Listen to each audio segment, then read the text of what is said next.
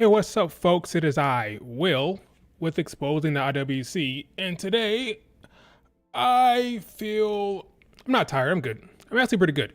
We're going to be talking about Monday Night Raw. We're going to be talking about Giulia being back. We're being back technically. Well, technically she is back because she was at Stand and Deliver, but she has debuted. She's here. We've been talking about it for months. She's finally here. We'll be diving into that. Of course, Monday Night Raw, talking about everything that happened on that show. And what else? What else do I have here? I put a tweet out. Basically everything that happened on Monday Night Raw in Giulia, right? But before we talk about that, we're going to address breaking news right out the gate with this whole Charlotte Flair thing. Let's just see what this news report is, okay? Right out the gate, breaking, right before I got on. This reeks like speculation to me, but okay, let's just see what it says here. Charlotte Flair is expected to rejoin SmackDown brand. I could have said that one. Flair is considered likely to challenge Nia Jax. I could have come up with that one as well. Down the road, with possibility looming that it could lead to Charlotte Flair versus Tiffany Stratton and the upcoming PLE. It appears Bayley will get the rematch with Nia Jax first. Okay, here's my problem with this entire thing. I could have written this tweet. What do you mean it appears? Obviously Bayley's gonna be facing Nia Jax next. Okay. This whole thing about Charlotte Flair returning to SmackDown, Andrade is there. That's her husband. She's gonna be on SmackDown as well. They don't split up couples. Considered to be challenging Nia Jax. Sure. Okay, yeah, that makes sense. She's Charlotte Flair. Go after the title. Possibilities looming that she could challenge Tiffany Stratton. This is a nothing report. Sorry. Okay, who is it? I'm sorry, Viper Reports. I'm sorry. I'm calling bullshit. This is nothing. This is nothing. This is just something anybody could come up with based on the fact that she's returning from an injury. I'm calling BS on the Charlotte Flair report or news. This is not news. I'm sorry. She's coming back. She's going to be on SmackDown. She's going to challenge Nia Jax potentially, and the possibilities of a Tiffany Stratton match. Bullshit report. I'm sorry. I could be wrong. But I am calling it BS for now. That's what I'm going to say right now. This seems like speculation to me. Like, whatever. Mother versus daughter. Oh, gosh. Here it goes. They're rolling with it. It's speculation. The Tiffany Stratton part is straight up speculation. I don't care what anybody says. That's speculation. There's no way Triple H is talking about Charlotte Flair is going to come back and face Tiffany at Crown Jewel. I don't buy it one bit. That is speculation. That's Dave Meltzer type stuff. I could be wrong, but this reads like speculation. All right. It says Flair is considered likely to challenge Nia Jax down the road with possibilities looming. That's not a report. That's speculation that it could lead to a Charlotte Flair Tiffany. Yeah. Okay. This is nothing. That's my report on that. Let's move on. Charlotte Flair would be fun, assuming Charlotte Flair can't see this freaking let me get rid of this emoji thing. That way I can actually see. Here we go. There you go. Charlotte Flair versus Tiffany will be fun. I assuming Charlotte beats Nia and Tiffany catches in on her. Nothing is the whole Tiffany Stratton thing, her cashing again, it's a wild card for me. I'm not sure how it's going to go, how they're going to execute it whatsoever. So I think at this point, considering how stylish her briefcase is, I think she's going to cash in. And if I had a guess, will she be successful with her cash in? Yes. If I had a guess, but I would not be shocked if she failed it. Would they do Charlotte Flair, Nia Jax? Sure. Would they do Charlotte Flair with the Bianca Jade storyline? Sure. There's so many possibilities here. That's why I think this speculation here is just pure speculation with possibilities looming. It's speculation, folks. I would not read into it. The internet is going to run with it. The internet is going to go it's going to be Charlotte Flair, Tiffany. That's the entire talk for next month. This is just speculation. Okay, it's nothing. Don't fall for the trap. At this rate, I don't see Rhea against Liv Morgan at Hell in a Cell. Okay, let's talk about it. We're gonna break it down. We're gonna put Charlotte Flair to the side. I think that's speculation. I'm happy she's coming back. She'll be on SmackDown because duh. We'll see how it goes. Nia Jax is an option for her, of course, but we'll see. We'll see how she mixes in with the Bianca and Jade's. If Bianca and Jade going to be on Raw going forward, how would that work out? How would it work out with Tiffany? There's a lot of stuff to break down here with Charlotte Flair, but yeah, it's early things. If I had to say when she's showing up, probably October. So yeah, we have time. All right. Let's talk about Monday Night Raw, and then we'll talk about Giulia and any Joshi talk we want to talk about. We can do that at the later half of the stream, but let's focus on Raw. Raw, I thought, was an interesting show. I don't know if I have a rating for Raw yet. It was probably it was a fine show. Good wrestling. An 8, maybe. I don't know. What's your rating for Raw? I'm not sure. I don't know what I would give Raw. It's kind of like it's something. I just don't know what it is. We had a new commentary team with Joe Tessitore. Your thoughts on Joe Tessitore? Because I thought he was fine. Was it the most? It's the first show. Was it the most energetic? Was it the most passionate commentary? No. Did he miss some calls in terms of the name of the moves? Sure, but it was fine. It's the first show. I'm not worried about him. He'll get better. I'm sure he will get better. But it was okay opening. 8, 7.5. Yeah, I agree. It was okay. I thought Joe Tessitore did well. A lot of women featured on the show. That's my overall takeaway from Raw. Very much Rhea Ripley, Damian Priest, Judgment Day, Jey Uso focused. And we're breaking that down here in a second. Raw was the beginning of new stories for Bad Blood, yep. And holy moly, the match card for Raw at Bad Blood looks special. I think it does. I think you're right. I think you're right. It does. I think you're right. Well, let's start off with the beginning of the show. Rhea Ripley wants those tag titles. Tag titles. She wants the title, the top title, not the tag titles. She can't get that. She wants the title off of Liv Morgan. Rhea came down to the ring to cut a promo. She didn't get the what chant this time. Last time she got what chanted, but not this time.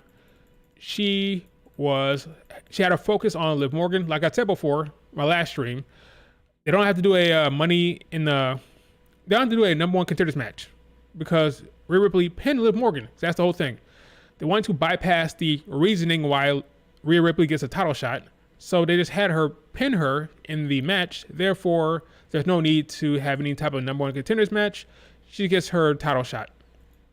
It is what it is. Unfortunately, the rest of the women's division is cut out from the top story right now. But what can you do? What can you do? It's Rhea Ripley's and Liv Morgan's story going forward when it comes to that title. And there's nothing you can do about that. So she comes down there, she cuts a promo. She is loving her presentation, her look. And then Dom comes down there. He gets booed, of course. He brings up Liv Morgan, talks about how Liv Morgan is not there, and how they didn't get much sleep because they're doing the nasty. Basically what he said. Is what he said, really. It's like, oh, we don't get much sleep because we have sex. That's what he said. But she's not there because of what happened at Bash. But surprise Pikachu, she was there. She shows up and she tries to attack Rhea Ripley. Doesn't go well for her. We'll talk about that in Liv Morgan's booking because a lot of her fans are upset about that.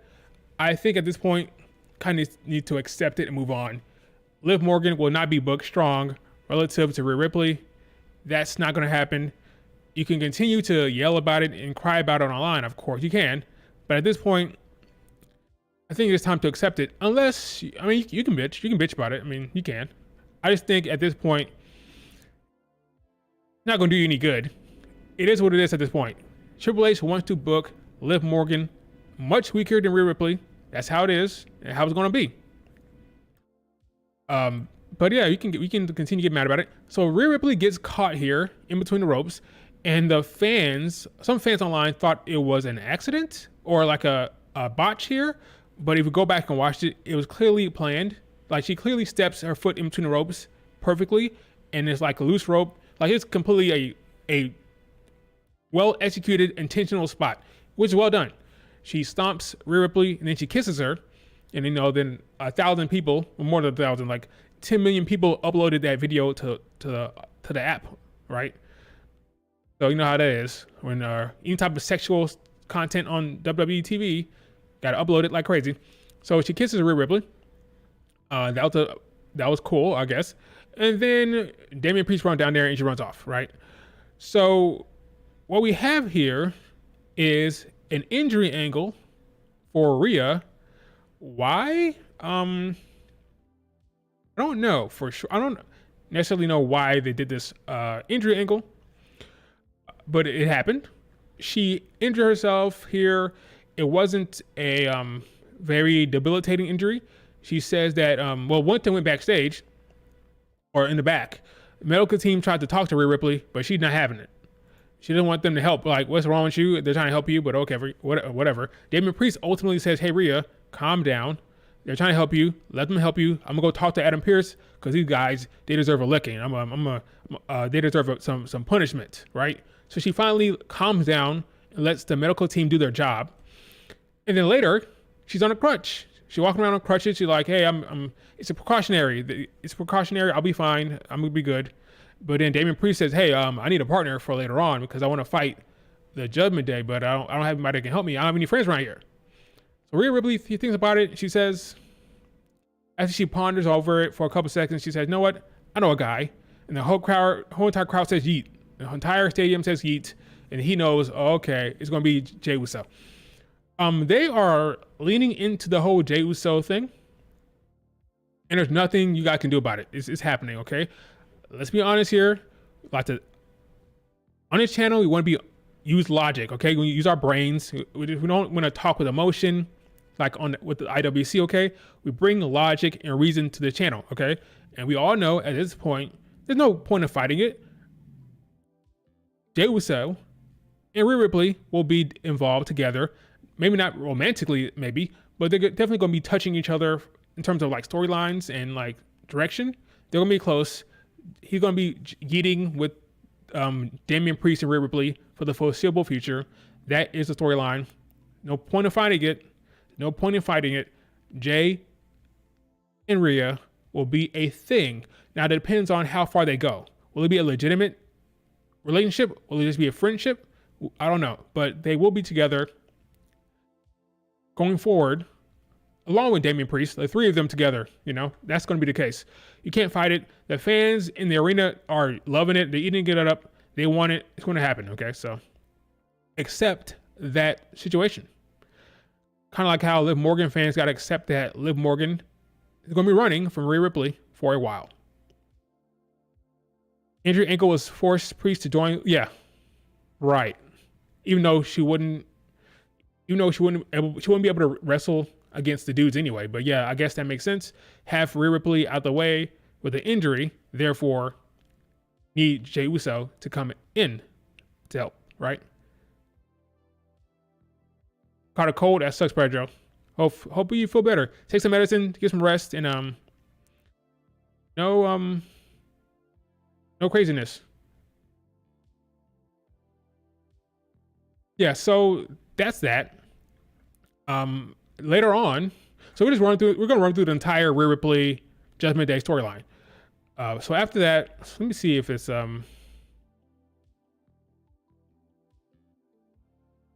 she was feeling the effects of that injury, boy. So after that, once you see her on her crutches, right? Gave her the injury angle. Look at my notes here.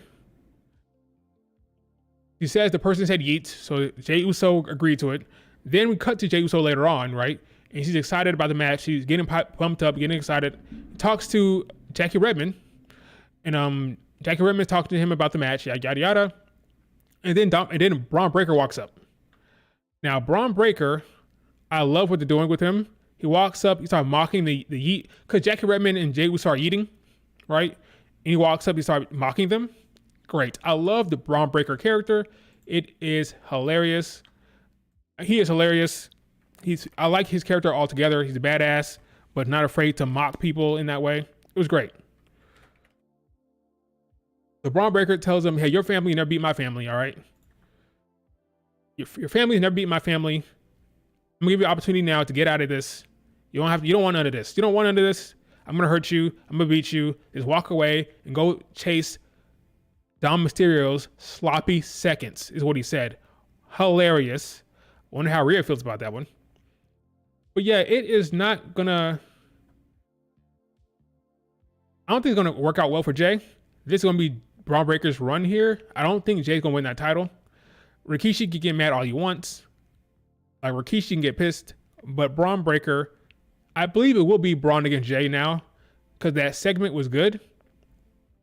A really good segment they had there. This whole family thing they're leaning into, how the Steiners don't lose to,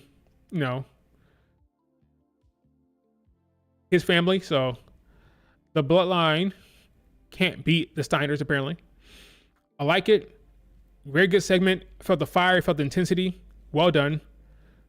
I believe Jey Uso will win the IC tournament and will face Braun Breaker at the big show in Atlanta, aka Bad Blood. I think so, right? You guys agree? You guys think Jey Uso going to win the IC title tournament and face Braun Breaker or not? Now I thought that originally I thought that Jay would be teaming with Sammy, and then they would go after the tag titles with the Judgment Day. But it appears they're taking Sammy down the route of the storyline with Gunther, which we'll talk about later on. So maybe there's a pivot here, and Jay will team up with Damian Priest for the tag titles for now. And then later, Sammy gets with Jay. I don't know. But apparently, Jay is going to be with the Terror Twins here, teaming up a bit here, and Sami Zayn with the Gunther. We'll talk about that later.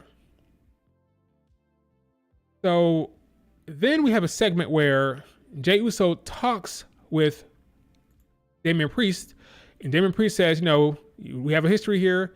We don't like each other, so let's get out the way. Let's talk about what happened in the past, right? And Jay's like, no, I understand. I empathize with you. I lost my family, like you lost your family. It's some decent stuff there. I guess I can buy it. Is it the strongest stuff? No, but he had a family. He lost it. Damian Priest lost his family. He can empathize with him. It's all good. Let's just go out there and just team up to face them. Okay, cool. It worked fine. Now, I thought it was a good match. Oh, you also said that you can't say no to Rhea. So again, that's where we're going. Damian Priest likes Rhea Ripley. How far would it go? I don't know, but we're heading there. We'll see how it goes, all right? The match was fun. A lot of super kicks. A lot of shenanigans going on there. Fun match between Finn, Damian Priest, and Jay and did I say Damian Priest? Finn and JD McDonough and Damian Priest and Jey Uso. Fun match. Ultimately, Liv Morgan comes down there, and Liv Morgan tries to screw them. He tries to screw Jey Uso. That leads to, this is my brutality. I don't know if you guys noticed this.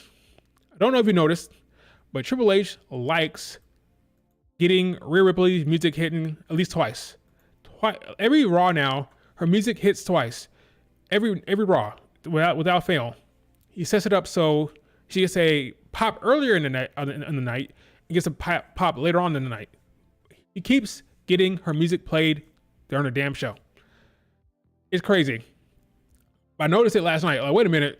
This has been a trend. 2 pops for Rhea Ripley. 2 music hits for Rhea Ripley. It keeps happening. It's good to be Rhea Ripley. It really is. It's good to be her under Triple H, because he is trying his damnedest to make her the biggest thing in that company without fail. Okay, and hey, she's over. The crowd loves her now. They're embracing her, so I get it. But it's interesting. It's interesting, okay? Now, Liv Morgan fans may not love it, but I'm telling you, that's how it is. Check the math, okay? Every damn show, twice during the show, this is my brutality. It's getting like, it's a pattern here. It's happening twice every show. He's really trying to make that woman the biggest thing on the brand. Hopefully it works out for her and him, because that's clearly what he wants for his daughter, all right? That's what he wants. So when This Is My Brutality hits, right, Liv Morgan thinks that Rhea Ripley is crippled or hampered or not at 100%, right? So you go down to the ramp to taunt her, and then Rhea shows that, hey, I'm not that injured at all, starts swinging that damn crutch, and Liv Morgan runs for her life. Now, this is a point of contention online. We'll talk about that in a second again. Let's see. Jey Uso does a splash, gets the win, and then we get the yeeting of the three of them together at the end of the show. Rhea Ripley having a blast, yeeting with the crowd. Full-on babyface, full-on crowd yeeting. It's all great with the Terror Twins here. They pinned the tag team champions, which means they are technically now number one contenders, you would think. So we may be getting Jay and Damian against Judgment Day for the tag titles. I thought it would be Sami Zayn, but apparently not. All right, let's talk about Liv Morgan and her running. Once again, you got to get used to it because it's not changing. Liv Morgan is a chicken shit heel, and she will only attack Rhea Ripley now that she's champion. Like it or not, Liv Morgan will only attack Rhea Ripley if it's from behind or if she can get the jump on her, okay, with a weapon or something like that. She will not go toe-to-toe with Rhea because in Triple H's world, they're not on the same level physically, and there's a power scale difference, okay? Rhea is here with the power scaling. Liv Morgan is there, down here. You know what? That's another video I might do. Power scaling in the women's division. And how powerful are they relative to each other? If I was doing a power scaling video with the women's division, Rhea is an S tier. Under Triple H, she is an S tier. This woman kicked out of the Annihilator, okay? She's squashed by Nia Jax, and she kicked out of it, all right? She's a S tier with the strength booking, right? With her power scaling, she's S tier. And Liv Morgan,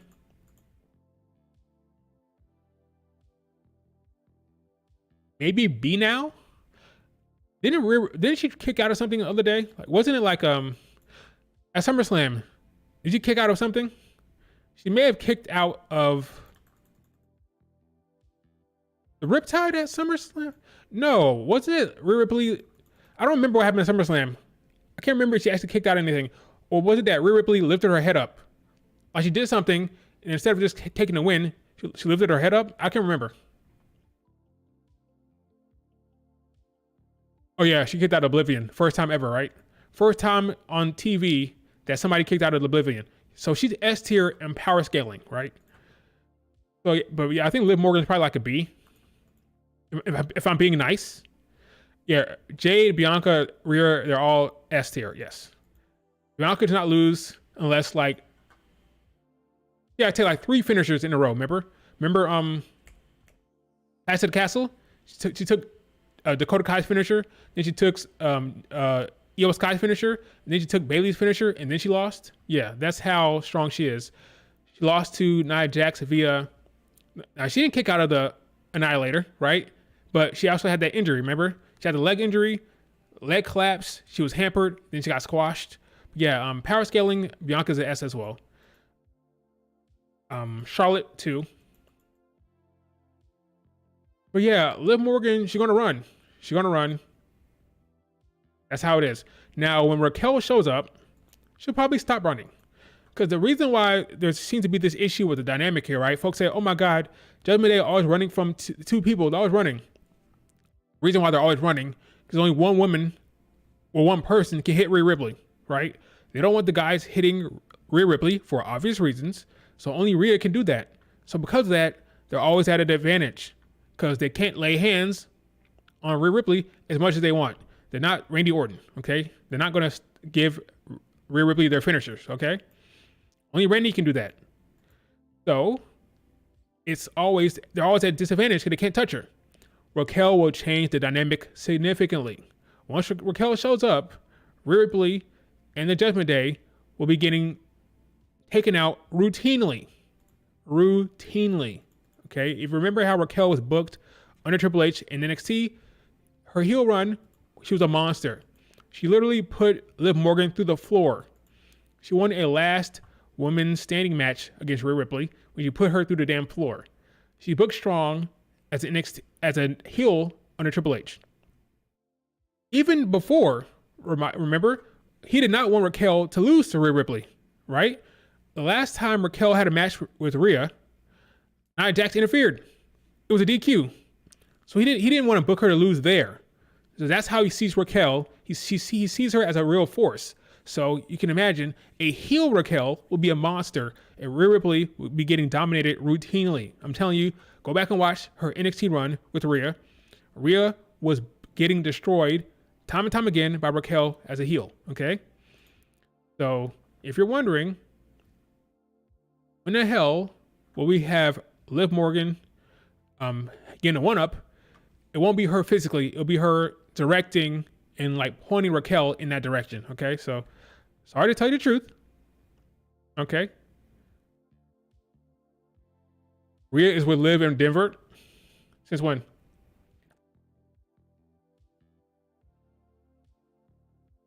Yes, a heel Raquel Rodriguez will be booked in a way that will have Rhea Ripley in trouble week to week. That'll be her mountain to get over. So you just have to wait. Now, some of them want Liv Morgan herself to be booked strong and booked tough.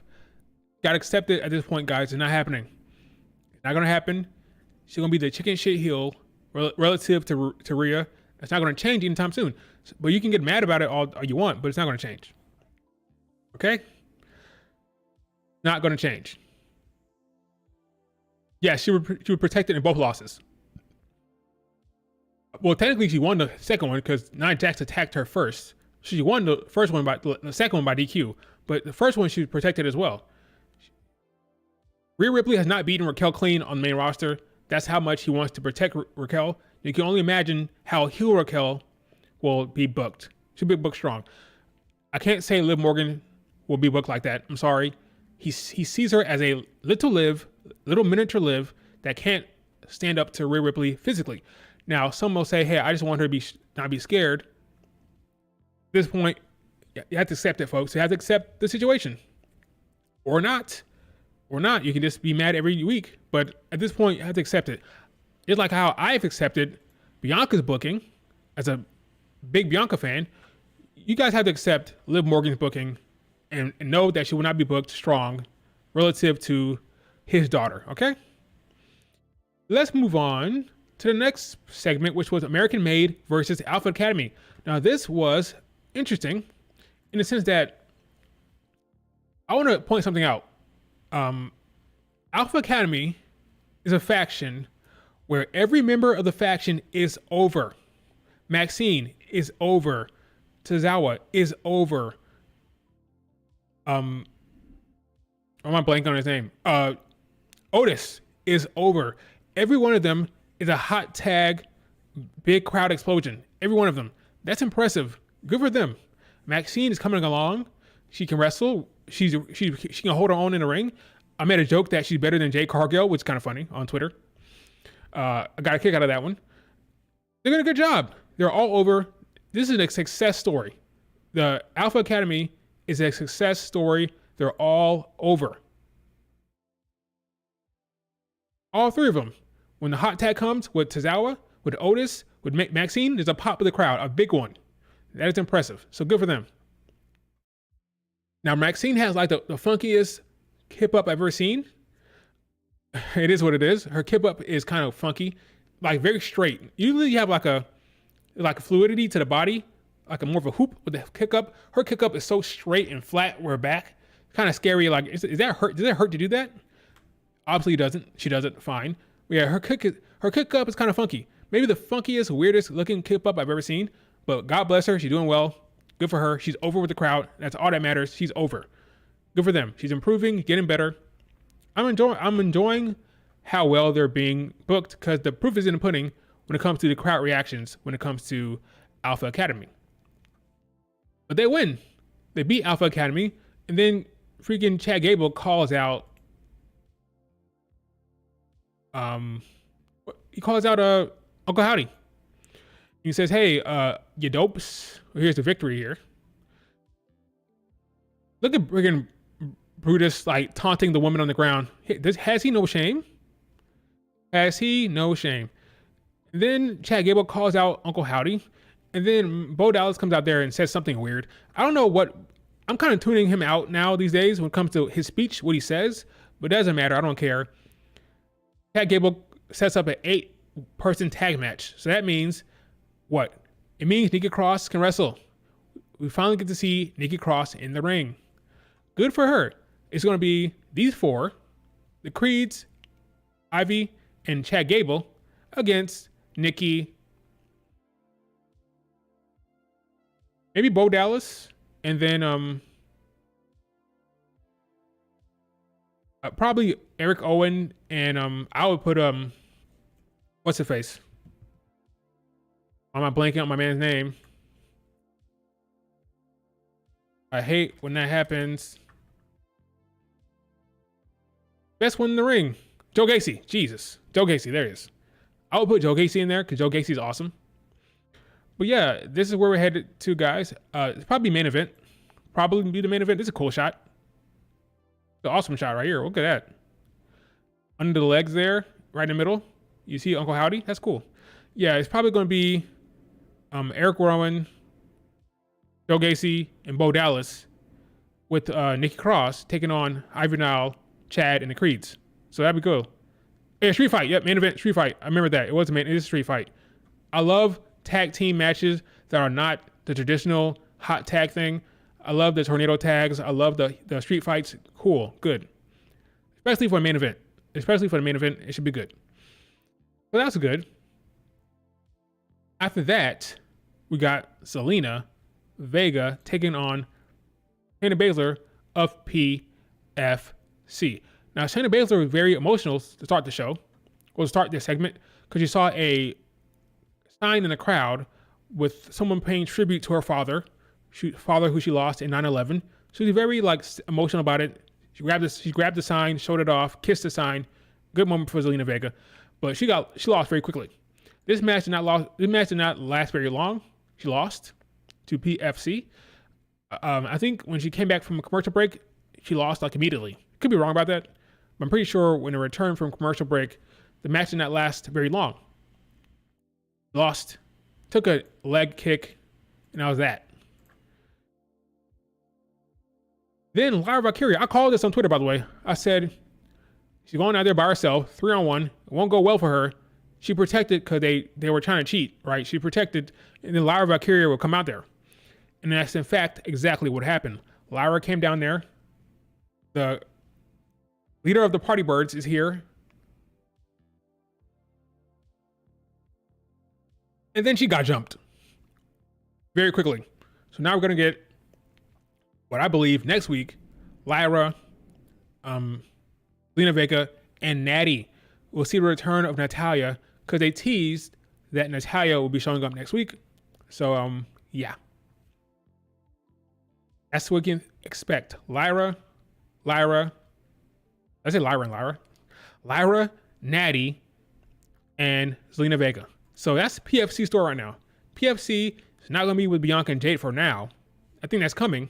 But for now, it's the mid-card little battle here between the good guys and bad guys, including Natty, Zelina, and Lyra.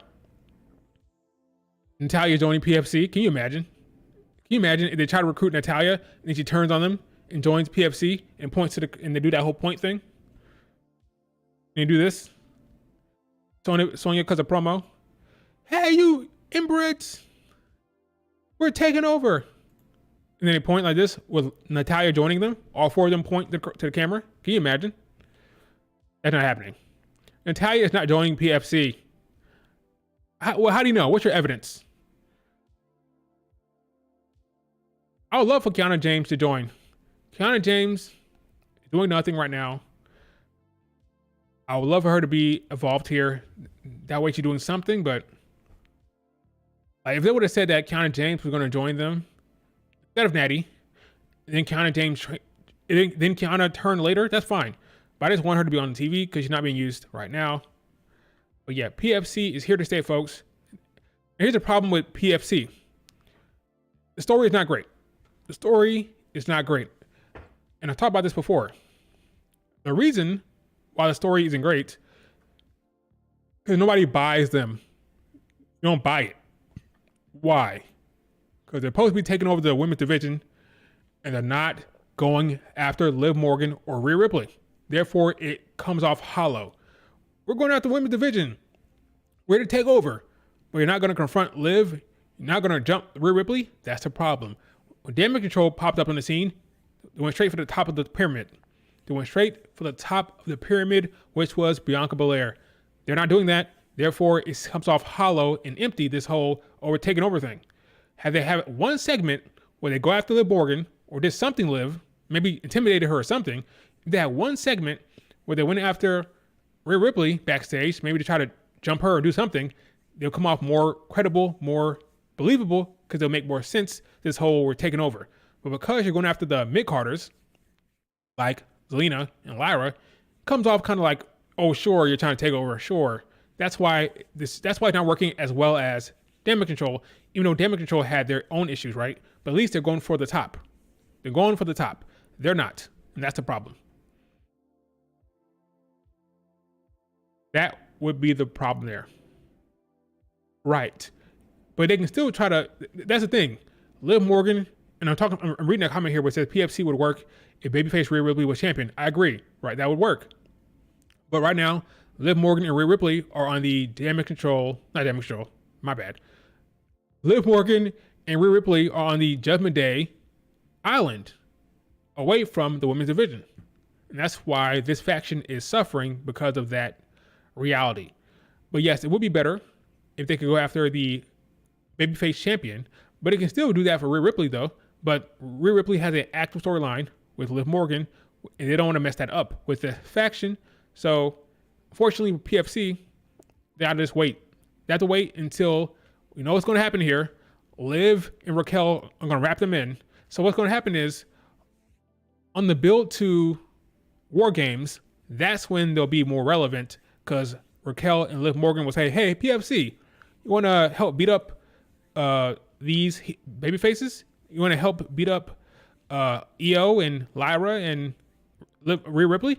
Sure. And that's when PFC will start mixing it up with Rhea Ripley when the War Game sets up. How about this before?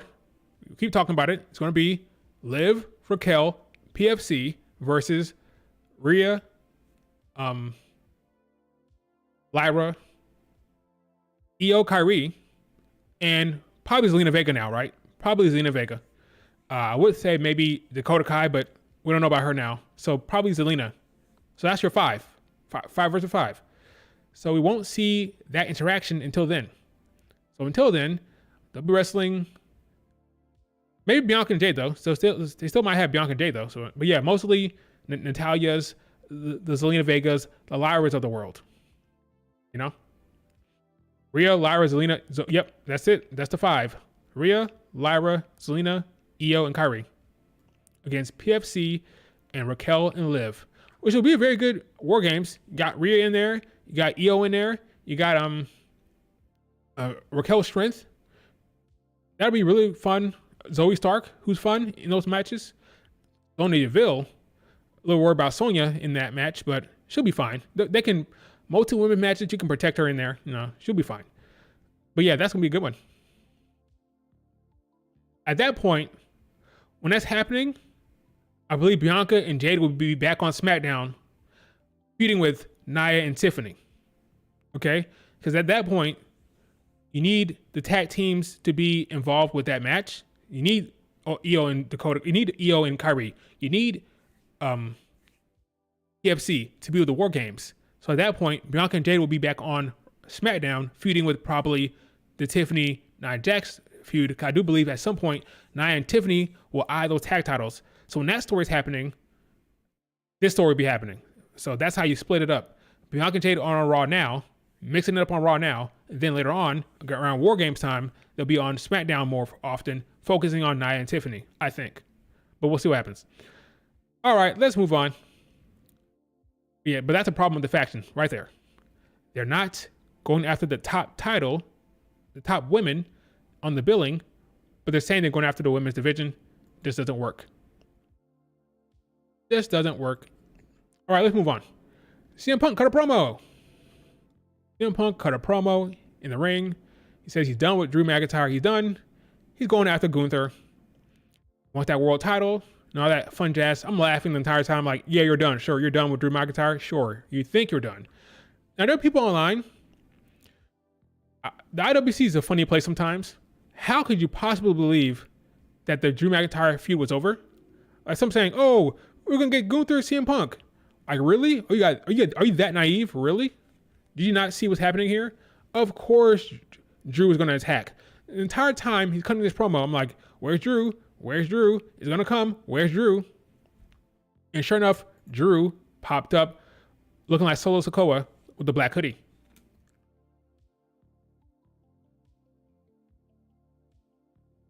Took a page from Solo Sikoa. Came out there with the black hoodie and attacked him.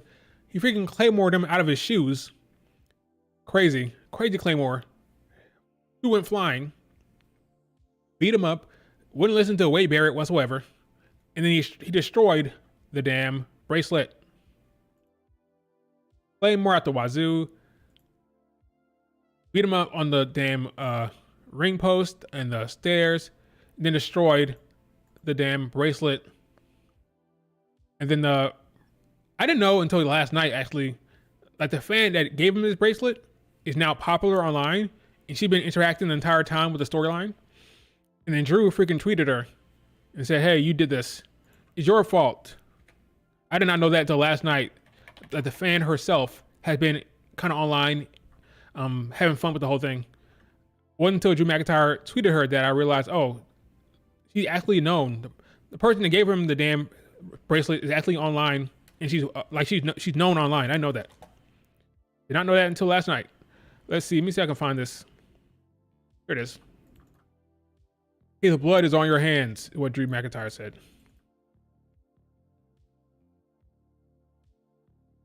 His blood is on your hands. So here's the Victoria who gave him the damn bracelet. I didn't know. I didn't know this until last night. That the fan that did it was online and kind of like interacting with the whole storyline. I did not know. His blood is on your hands. Hilarious. So apparently, this was the actual bracelet that he broke last night. Hilarious. Great. Home invasion. That'd be crazy. I can see that CM Punk goes to McIntyre's house. I can see that for sure. Could see it for sure. You chose this. Pull a line from Ivan now. You chose this. Do we see AJ Lee? No. I don't think so. Will we see Larry? Probably, maybe. We may see Larry. AJ, no. I don't think so. It'd be cool, but I don't think so. It'd be hilarious. Her first time being back on TV is this storyline. That'd be hilarious. But I'm not sure. Can you imagine if AJ Styles. Can you imagine if AJ Lee showed up at the Hell in a Cell? Can you imagine? AJ Lee returns. Her music hits. Let's light it up. Light it. Can you imagine if her music hits at the Hell in a Cell match? My God. Shockwaves if her music hits at Bad Blood during that freaking Hell in a Cell. Insanity. Absolutely insanity. Loser leaves Raw. Speculation.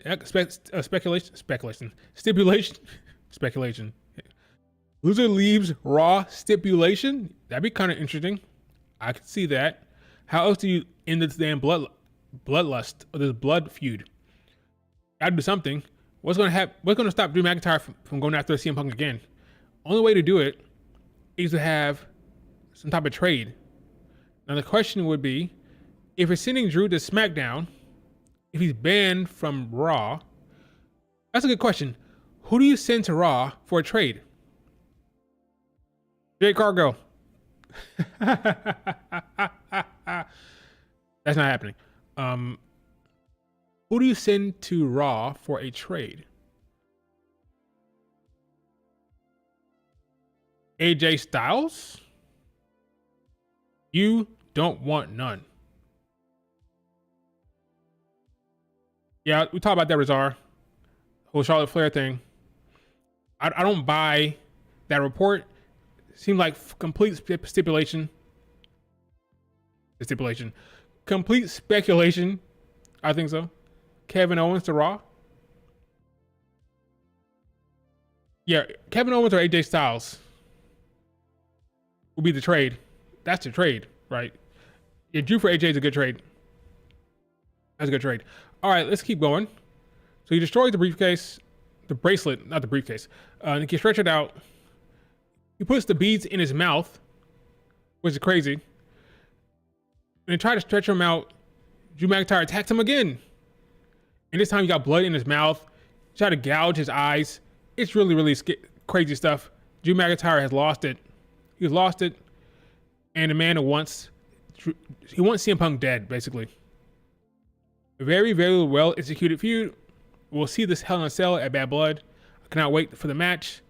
And if AJ Styles, if AJ Lee shows up, that'd be crazy. But what's even more crazy, that folks thought the feud was over. They thought it was done. Oh, CM Punk will be feuding with Gunther now. How long have you been watching wrestling? How long? How long? Let's talk about these triple threat matches. Okay, we have some good wrestling here. We had the first match was Dom and Gunther against Ilya Dragunov and Dragon Lee. Good match, good stuff. Dom runs away when Damian Priest shows up, so he's willing to sacrifice the IC title to run away from Damian Priest. I get it. Then we got like a really good, like solid, like 4 to 5 minutes of just Ilya and Dragon Lee, which is very, very good. Those two can work like crazy. I would love to see a 5-series match between those two. Give me a series like that. Same thing they're doing with the Carmelo Hayes and Andrade. Give me Dragon Lee and Ilya Dragunov. I'll take that. But yeah, Carlito came out there, and that's what made Priest run out there, and Dom ran for his life. But wrestling was very good. These two can go like crazy, exciting stuff in the ring. Good shit. But then ultimately, Dragunov wins. AJ Lee against Rhea Ripley. That ain't happening ever, I think. Never happening. I'll go that far. It's never going to happen.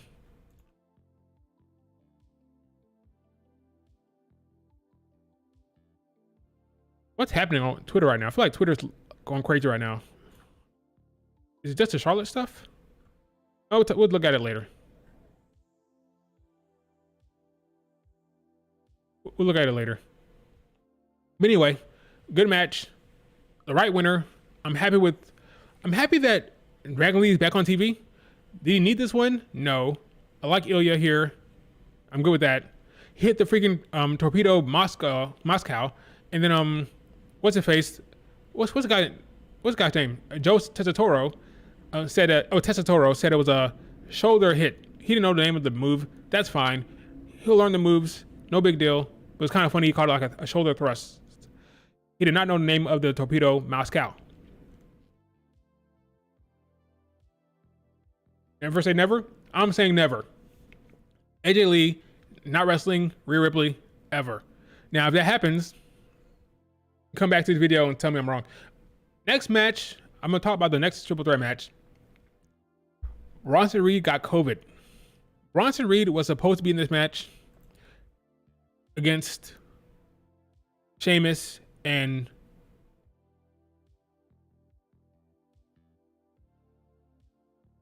Ludwig Kaiser, but unfortunately he got injured. Or no, he got COVID. He didn't get injured. He got COVID. He was going to win this match. He was clearly going to win it, but unfortunately for him, he got COVID. We know he's going to win it because Braun Strowman won it. Once Braun Strowman won it, like, oh, okay, so he's replacing Bronson Reed. Sucks for Bronson Reed, man. Really does. He's been doing great work. Would love to see him in that match, but got injured.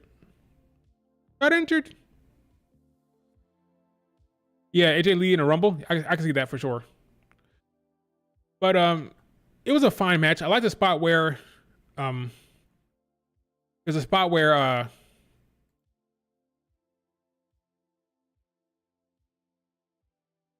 there was a chair at him, right? Braun Strowman throws a chair at Ludwig Kaiser. That was crazy. Great spot there. Overall, the match was fine. No complaints. It just sucks that Braun Strowman cannot participate.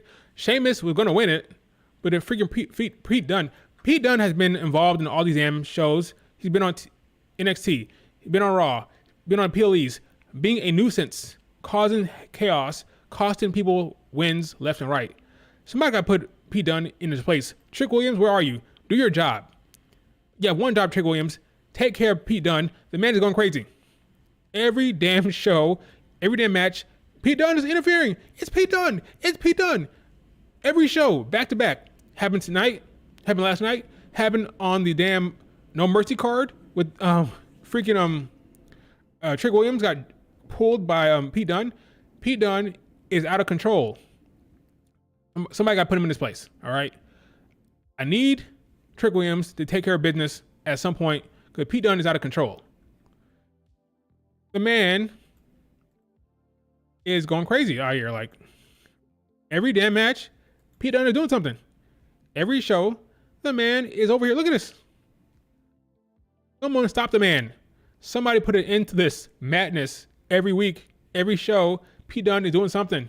It's either to Sheamus, it's either to Joe Hendry or Trick Williams, or like, this every show, Pete Dunne is doing something. He's beefing with everybody, like 3 people. Figure it out. He's beefing with freaking Jackie Redmond. And Jackie Redmond was like, so should I call him Butch? She was like, that segment was hilarious. Jackie Redmond. She's doing a great job. Jackie's doing a great job. Her comedic timing, on her line delivery is great. I mean, yeah, she's doing great. But yeah, Butch needs to be put in his place. Somebody got to deal with Butch. Gotta be Trick. Trick, beat Butch, and put it into this madness. The man's over here in his freaking Nikes, causing chaos every damn show. Somebody got to do something. Somebody got to do something about Pete Dunne.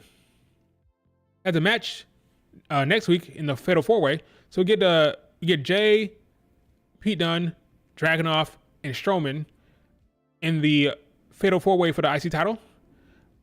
I think Jay got to win that. Jay had a very good segment later on with talked about already with Braun Breaker. That match got to happen. So I'm thinking Jay wins that. But Pete Dunne, man, Sheamus, Trick Williams, got to dump him. It's the same thing every week. It's the same thing every damn week. Okay, Butch is out of control. All right, let's talk about the Sky Pirates. Sky Pirates against PFC. Now, this match we knew was going to happen. We knew it was slated for the show. Bianca and Jade went out there to go hang out ringside and not talk on the mic. No commentary, just talking, just talking. Bianca looked amazing, as always. Jade looked good too, but that's pretty much expected. Went out there. Bianca's being very goofy like she always does. If you watch Bianca Belair on the sideline when she's watching these matches, she's always being goofy. She's always doing a lot of facial expressions. I'm laughing every time. Every time they cut to her, I'm laughing. She's always doing some goofy stuff with her face. Like, you be having a blast over there watching the matches. So there's a talking point about this match. It was kind of funny. Well, not funny. Funny is how they reacted online. What actually happened was not funny. Kyrie busted her freaking eyelid open on the table. But this match started out fine. Kyrie was trying to get the crowd hyped. They were into the match. Moonsault to the outside on PFC. Good stuff. Bianca and Jade were chilling on the sideline. Bianca looking like a freaking superhero. Look at the muscles and look at the abs. Look at the muscle. Look at the frame of this woman. Looking like freaking She-Hulk is amazing. Looking like $1 million here. We cut to later on. And we get the moment here where Kyrie, I don't know if it's even here. Do I have a picture here? Let's see. Here it is. Kyrie something happened here. Okay, so let me tell you what's supposed to happen really quick, because I don't know why folks are confused online. We've seen this a million times. This is pro wrestling. This is a very common spot we see all the damn time. I'm not sure why folks are confused. What was supposed to happen? We've seen it before. Aladon is on the outside, okay? Kairi Sane is in a match against Aladon and Io Sky. She's trying to hit Aladon with the insane elbow. What was supposed to happen was she dives toward Aladon. Bianca standing too close. Aladon pulls Bianca into the way of the strike or the dive. Bianca gets hit. Oh my God, Bianca gets hit by Kairi Sane. That makes Jade Cargill get upset, right? Whether it makes sense or not. Jade Cargill gets upset. Then Jade Cargill hits Kairi Sane, right? Then the crowd is like, oh my God, it's interference here, right? Io Sky says, what's going on? What's going on out there? What's going on? And then Io Sky gets distracted by that, which causes her to lose. We've seen this time and time again, right? And then at the end of the match, Bianca, Jade is arguing with the Sky Pirates because like, okay, you hit me, I hit you, it's your fault, what happened? You're the reason why we lost, yada, yada, yada, right? Thanks for Super Chat, Pedro. The return of Bianca Hate is coming. We'll talk about that in a second. I see your comment. I'm going to address that in a second, right? We've seen this time and time again. And of course, the heels, the actual heels, scurry away with the win, right? We've seen this time and time again. So why didn't it happen? Well, we go on Twitter. I put a video in slow motion. I won't play it here because it'll get taken down by the suits. By suits, I mean folks in Google, all right, who own YouTube, right? They'll take it down. I have a video online. You go see it. It's in slow motion. It shows what actually happened. Pretty straightforward, okay? I won't show the video, okay? But I'll actually... let's see. We'll see how I make this work. We'll see. All right? We'll see if I can make this work, all right? So, as you can see, Bianca is here. That's where she is now. Io Sky, Kairi Sane is going to jump to where Bianca is. That is wrong, okay? Doesn't make sense. She's supposed to jump to where Aladon is. We've seen it time and time again. You jump to your opponent, the opponent pulls the innocent bystander in the way, therefore she hits the wrong person. She's supposed to dive toward Aladon. This is common pro wrestling. We've seen it time and time again, right? That does not happen. She dives to where Bianca was. And you see here, Aladon tried to push her back. Like, oh, she sees her trajectory. She's like, oh, that's a mistake. She's not going to hit her. I got to push her back, but it's too late. She tries to push Bianca back. It's too late. She goes here. Bianca tried to grab her, I bet she can, because she overshot her. Because again, she jumped into where Bianca was, not to where she's going to be, because you're supposed to be jumping toward Aladon. She grabs Aladon as best she can here, as you can see, but her momentum is too much. She bangs her head into the table. Ouch. Ow. Wee wowie. That hurt. Now, she ate that attack because she's a badass and she's a Joshi. They bust each other open all the time over there. A lot of bleeding in the Joshi world, by the way. She's used to that. Nothing for her. She eats it, gets up, continues the way she's supposed to continue, and the match ends with her bleeding, her eye being freaking, looking like, I don't know, like something out of a horror movie, her eye, right?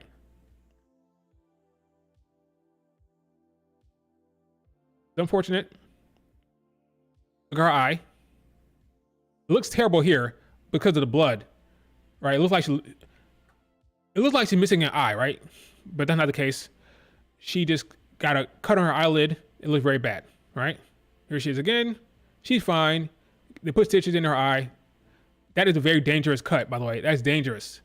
It's like some boxer stuff. Right on the eyelid. She's lucky. It's dangerous here. And that's a very... You have to wear an eye patch, keep her eye closed for a while. But that's very tough, man. That's a bad cut. That could have been very, very bad. But she's in good spirits. She said, hey, need an eye patch. Haha, get it? Because she's a pirate. But yeah, it's rough. That's a very dangerous location for a cut. It could have been very, very worse. Luckily, like, thank goodness she's fine. Like, we all love Kairi. Yada, yada, right? That's dangerous. But what happened online is, unfortunately with fandom, with like stan culture, you don't want to admit or just acknowledge where your fave may have made a mistake, right? So everybody's looking for to point the finger. Oh, it's Bianca's fault. Oh, it's Jay Cargill's fault. I don't know how they say Jay Cargill's fault, whatever. It's Jay's fault. It's Aladon's fault. No, it's nobody's fault, okay? But look at this. Why didn't nobody catch Kyrie? What kind of dumb comment is this? What happened was Kyrie was not jumped to the wrong spot. Now, it's either on her, if we're being real about it, it's either on her or the producer did not articulate what you're supposed to do. Potentially, like maybe the producer said, hey, Bianca's going to catch you. Okay, she's going to catch me, so I'm going to jump at Bianca. But in reality is, yes, she's going to catch you, but only after Aladon pulls her into the way of the path, right? She's going to catch you after she pulls you, right? You're supposed to jump at Aladon. She's going to pull Bianca in the way, then she catches you. But she realized she just jumped straight to Bianca. And that's not right. So it's either on the producer or she just made a mistake. It's okay. Life goes on. It's all right. Luckily, her eye's fine. But what I'm seeing online is this whole, oh, it's Bianca Belair's fault. Oh, it's Jay Cargill's fault. Or it's Aladon. It all comes from a place of not wanting to place blame, not wanting to place blame on your fave. That's what it is. All these accounts that are crapping on Bianca or crapping on Aladon, most of them are just stands, or are big fans of the Joshi world, or big fans of Kairi Sane, simply does not want to say anything about their fave. Here's an idea. Shut the fuck up. Try that. Say nothing. If my fave did something wrong, maybe, potentially, if I didn't want to pile on, I say, I'm not going to say anything. She made a mistake. I'm going to keep my mouth shut. I'm not going to tweet anything. I'm going to be quiet. It happened. Oh, well. I'm not going to say anything. Do that. Be quiet. Don't go online and lie and say, oh, you know better. You've been watching wrestling your whole life. You know better. Oh, it's Bianca's fault. It's Jay's fault. It's Ala's fault. That makes no sense. You know it. It makes no sense that it was any of their fault. Any of them. It makes no sense. Something happened with miscommunication. Some type of miscommunication between Kairi Sane, maybe the producer. It may not even be Kairi Sane. It might be the producer. Okay. But stop with the bullshit. You know better. Just say nothing. Just say nothing. That's better. Say nothing. Now, let me address your super chat, Pedro. The return of Bianca hate is coming, you said. Thank you for super chat again. Now, unfortunately, when it comes to Bianca Belair, Jay Cargill, Kairi Sane, Io Sky, this whole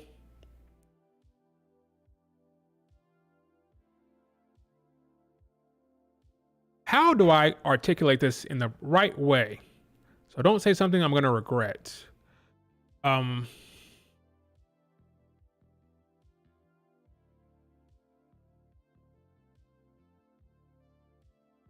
Again, online with fandom, you have warring factions sometimes where we see it right now with Liv Morgan and Rhea Ripley, right? They're stands, they're fans, they get into it online, it can get nasty. When it comes to Bianca Belair, Jay Cargill, and the Sky Pirates, there's this whole war between these damn fandoms a little bit, and it can get kind of annoying. I can only imagine what's going to happen when Bianca Belair. There's a point like 2 years ago when Bianca was on her run, and she kept beating Damage Control in Io Sky. That's where it kind of started, right? The anger at Bianca because of the booking, like, oh, Bianca's overpowered, she's overpushed, she keeps beating Dakota Kai and Io Sky and Kairi and Bayley, and it's annoying. And when you're a fan of a character and they keep losing, you start building resentment for the person who's winning and not the booker, right? They should be mad at Triple H, but they're mad at Bianca Belair, right? It's fiction, it's being booked, but you're mad at the character, not the storyteller, right? That's how it works. And from that kind of snowballed over time. And then Io Sky finally beat her for the title. So it kind of calmed down a bit. But now that Bianca and Jade are champions, they want Dakota Kai and, not Dakota Kai. They want Io Sky and Kairi to be champions. So now some of that same energy is coming back around. Now they're saying, oh, Bianca and Jade gotta lose. Or why they have to be champions? They're ruining the women's division. They're ruining the tag titles, yada, yada, yada, right? I can only flip and imagine the discourse when Jay Cargill and Kairi Sane are in the ring together again. Because every time they're in the ring, something happens, right? Sky, Bianca Belair, they're cool for the most part. Jade Cargill can have like a mishap. Kairi Sane can have a mishap. And when that happens, the internet is going to go crazy. You just know it. They say, oh, Jade Cargill's fault. No, it's Kairi Sane's fault. It's going to be back and forth. I just don't want them in the ring together because something's going to happen. I just know it. Now, I hope, because Damage Control has been wrestling with Bianca and Jade a little bit now. Like, they wrestle each other in the Japanese tour. So they have some rapport. They have some chemistry now. Jade Cargill has wrestled with Kairi Sane a bit now, a few more times. So I would hope when this match happens that Jade Cargill and Kairi Sane are on the same wavelength and everything's good. I can only imagine the discourse online when shit hits the fan. Thanks again for the super chat, Pedro. I see it here. She usually does crossbodies. Why do an elbow? Well, that's a good question there, Pedro. If you go watch her matches in Japan against Bianca and Jade, she's been doing the insane elbow. She's been doing the insane elbow to Jade Cargill on the outside. So something she's doing now. She's doing the insane elbow to the outside. How quickly can I put? I don't know if I can put this up with any quick. I'll show you guys later on Twitter or something. She's been doing the insane elbow to the outside now, onto Jade, during the Japanese tour. So that's why she's doing it. And yeah, it's gonna be bad. I just know it. The discourse around Jade Cargill and Kairi Sane in that match gonna be crazy. I just hope that. I don't know what I'm hoping for. I don't know, but it's gonna be bad. I just know it. Yeah, that's what happened. Fans are upset when their faves potentially make a mistake. They don't want to admit that their fave made a mistake. Therefore, they point the finger at someone else and say, "Oh, it's Bianca's fault. Oh, it's Aladon's fault," and it can get pretty ridiculous. I'm happy that Kairi Sane is okay, but it's nobody's fault. It's not Bianca's fault, not Jake's fault, not Aladon's fault. Okay, it's not. If you look at the video, it's simply not. All right. Oop. I don't get copyrighted. It's simply not. That's all I gotta say on that. Let's move on. So next week we have Bianca and Jade against the Unholy Union for the tag titles. Now, at first I wondered, why the hell are they doing this match? It makes no sense. But once I think about it, I think, okay, next week is the premiere of Raw. They wanted a title match on that show. Bianca and Jade beat the Unholy Union again, and they move on. Then they move on to the Sky Pirates. Okay, so it'll be the match for the premiere of Raw. Definitive, it's over. They beat them again. Move on to Io Sky and Kairi Sane. That's why they're having it. I'm sure it'll be a good match. Hopefully they change it up. I don't want to see the same Jade Cargill hot tag, for the love of God. Do something else. I don't want to see that hot tag again. Okay? I don't want to see it. Change it up. Let Jade Cargill start the match. Let Bianca do the hot tag or something. I don't know. Do a tornado tag, something. Out of the same formulaic. Bianca gets jumped in the corner. Jade, I gotta get Jade. I gotta get Jade. Over and over again. And then ultimately, she dives, gets Jade. Jade comes in. Big move, big move, big move, big move. Match over by 2 minutes. Okay? No. Change it up. And some are saying that maybe you do Kairi Sane and Io Sky versus Bianca and Jade at Bad Blood. That ain't happening, Captain. Not at Bad Blood. 5-6 matches. None of them will be Bianca and Jade. It's not happening at Bad Blood. Not happening. I wouldn't mind it. I wouldn't mind it, but it's not happening. Not when you have Solo, Cody, Rhea, Liv, maybe Bayley and Nia now. Maybe Bayley and Nia. Cody and Solo. Yeah, the Hell in a Cell. Nah. Liv and Rhea? Nah. Fortunately, that's not happening. They should do 7-8 at Bad Blood. At the Saudi show, maybe, but not Bad Blood. He loves his 5-6 matches, not 5-8. All right, let's move on. I mean, I wouldn't mind. I wouldn't hate it, but he's kind of a stickler for his 5 matches, so that's what's going to happen. If I had to guess, Liv, Rhea, Cody, Solo. Unfortunately, I want something else, but it may be Cody Solo. Those 2, right? Then you do Hell in a Cell. That's 3, right? With Cody and not Cody, but CM Punk and Drew, DM Hunk. You do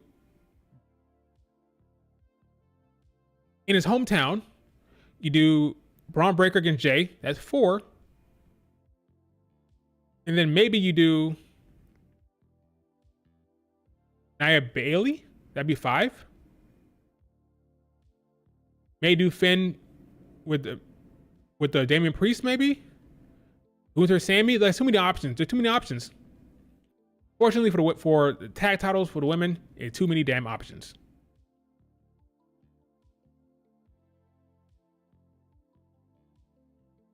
Too many options, folks. Let's move on. The next time we'll see Bianca and Jade. Here it is, guys and ladies. Bianca and Jade will defend at the damn Saudi show, Crown Jewel, right? It may be Io, Kairi Sane, or it may be Tiffany, Nia Jax. If I had to guess, I'd say Tiffany, Nia Jax right now. I do believe Bayley might Bayley might contend for the title at Bad Blood. So yeah, Bianca and Jade against Sky Pirates, or Bianca and Jade against Tiffany and Nia Jax at Crown Jewel. Crown Jewel is early November, so not far off from Bad Blood, right? Bad Blood PLE is October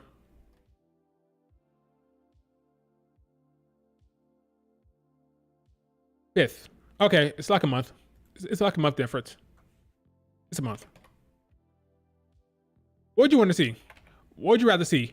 Bianca Jade against Tiffany and Nia Jax, or Bianca Jade against Io and Kairi Sane? What would you rather see in the chat? What match would you rather see at Crown Jewel? That's a good question. You want to see the Sky Pirates defend at Crown, or get a title shot at Crown Jewel, or would you rather see Tiffany and Nia Jax at Crown Jewel? At November 2nd. So October 5th to November 2nd. 4 weeks. Yeah, I agree. It's more interesting. It is. The Tiffany Nia Jax is more interesting. Yes. The Survivor Series, that's possible as well. That's an option. Because Bianca and Jade will not be in that match. By that match, I mean the War Games match. Yeah, that's a fair point. Because if Sky Pirates are going to be in the War Games match, maybe you do Nia Jax, Tiffany versus Bianca and Jade as another big match. A lot of big names in that match at Survivor Series. What does Bayley do? What does Charlotte do? I don't know. There's a lot of options. A lot of freaking options, man. A lot of options. But I would rather see the Nia Jax, Tiffany versus Bianca Jade match, because I think it'll be more interesting from a storytelling perspective, from a promo perspective. It'd be more interesting, you know? More stuff to think about with that feud, rather than Sky Pirates. Unfortunately, because I like Io Sky, of course. Big fan of Io, but let's move on. Because Bianca was going through it. Look at this. Look at this picture. She was suffering. Look at this visual. When Bianca and Jade are wearing high heels, Io and Kairi look so small. They look so small when Bianca and Jade were wearing those high heels, man. They look so small in that freaking that camera angle they're showing earlier. At the end of the match, they're looking so small. Then we move on to Kofi Kingston. Kofi Kingston had a backstage segment with Adam Pearce, I think, talking about how Finn Balor and JD McDonough never defend their tag titles. Like, it's been like 2 months, they don't defend it, right? Then Gunther showed up. Are they teasing a Gunther Kofi Kingston match? Interesting how they had Gunther show up there. Is that the tease? Gunther against Kofi Kingston down the road? I don't know. But one thing to mention, Odyssey Jones. Odyssey Jones is nowhere to be found. He's gone. He's off the website. He's not in the segment. They didn't bring him up at all. Folks are wondering what the hell's going on with Odyssey Jones. I have no idea, obviously. I haven't the faintest. He was in the middle of a storyline and now he's gone. Where is Odyssey Jones? Where in the world is Odyssey? That doesn't work. Doesn't have enough syllables. Carmen San Diego. Odyssey Jones. Yeah, it doesn't work. I don't know where Odyssey Jones is. Where is he? Who knows? What's the latest news? I have no idea. Maybe you guys know at this point. But I don't know what's happening with him. It's weird. They're not saying anything. He's not saying anything. Is it bad? What's happening here? Where is Odyssey Jones? What the? Breaking news. Breaking news.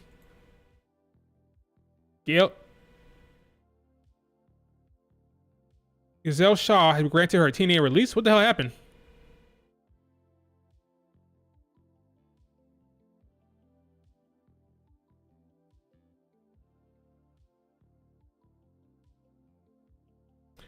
Huh? Yeah, this kind of put a halt to the stream. What the heck? Why? What is going on here?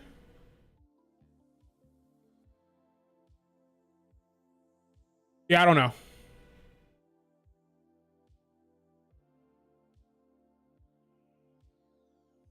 Scott D'Amore has. Does Scott D'Amore have something to say with this? Is she going to MLW? Is she going to MLW? You don't know. Scott D'Amore, former booker and head of TNA, is now running MLW. Is that where she's going? Is she going to MLW? I don't know. Anyway, wow. Okay, that's breaking news. Caught me off guard. She going to MLW? I don't know. Yeah, that's we'll figure it out later. Interesting.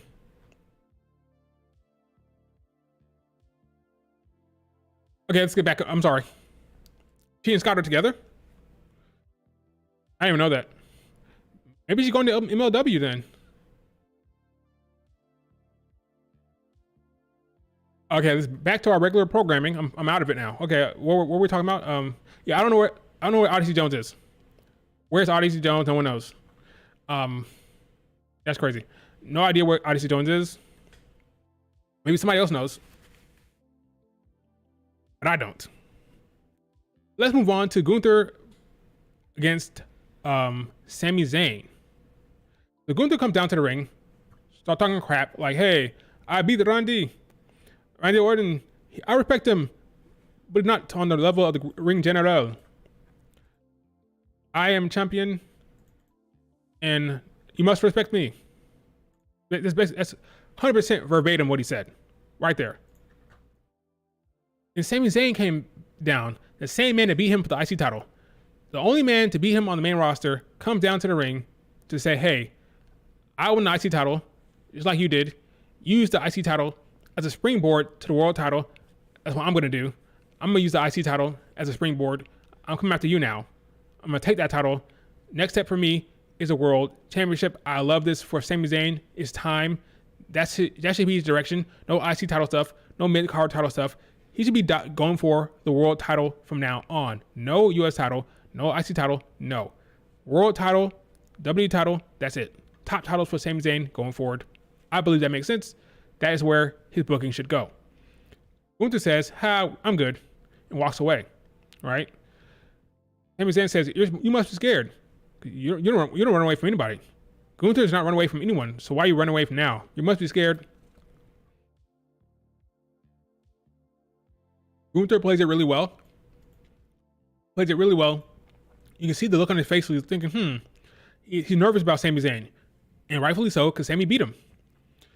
That's going to be another big storyline, another good match. Sami going for that world title. That's his direction. Cool. When does he go back to the Jay? We've all been thinking that Sami might go back with Jay to then help the bloodline. What if that doesn't happen? What if Sami Zayn stays away from Jay and we get Sami as world champion or chasing a world title and not mixing it up with the bloodline at all? I don't know. Guess we'll find out. But Gunther was very worried.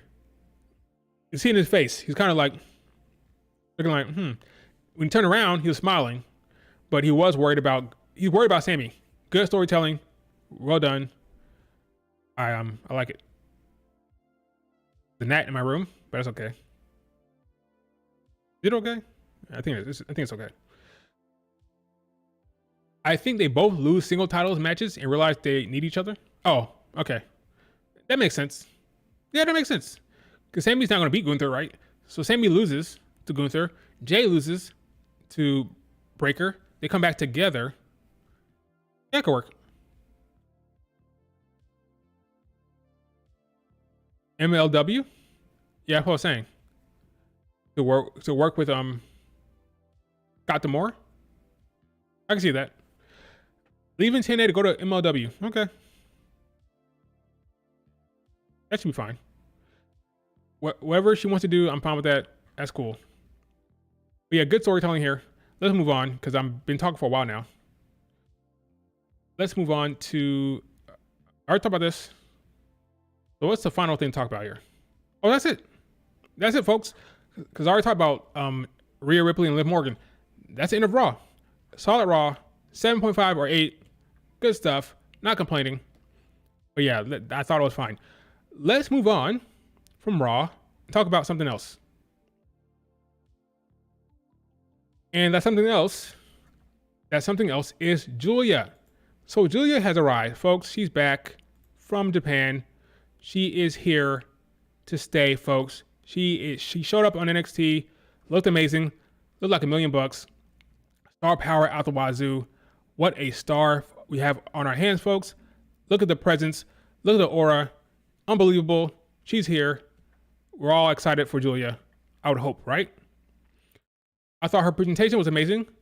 Our music was great. Some folks were worried about her music. It was not a problem. It was good.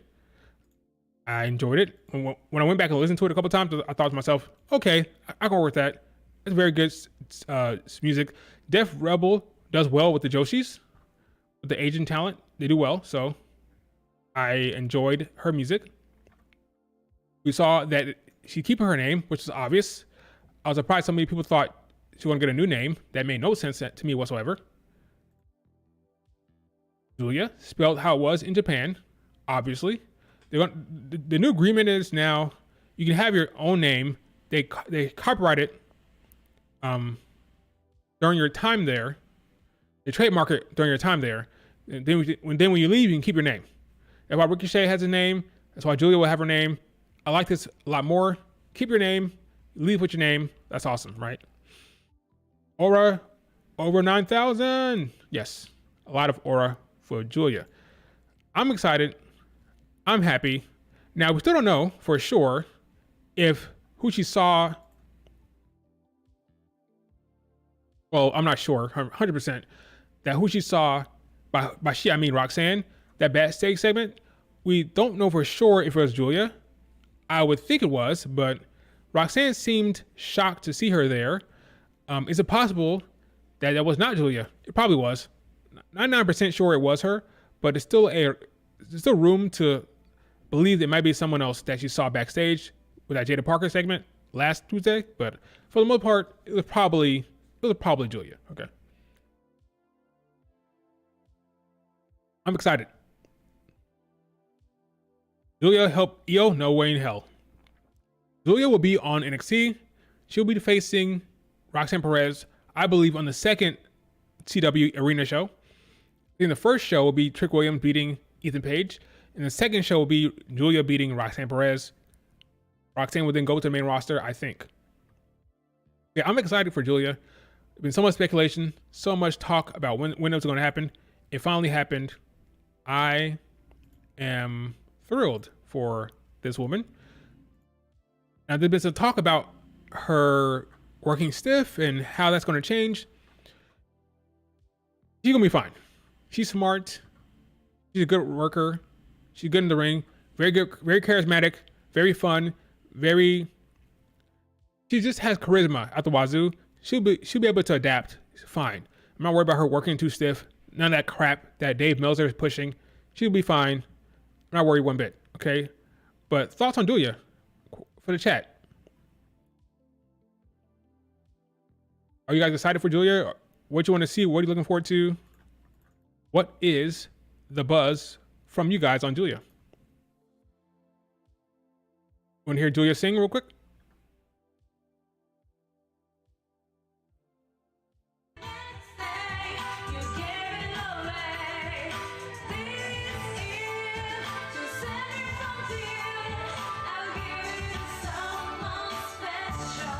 That might get me copyrighted. I need to be careful. That's her singing Last Christmas 2 years ago. But yo, thoughts on Giulia?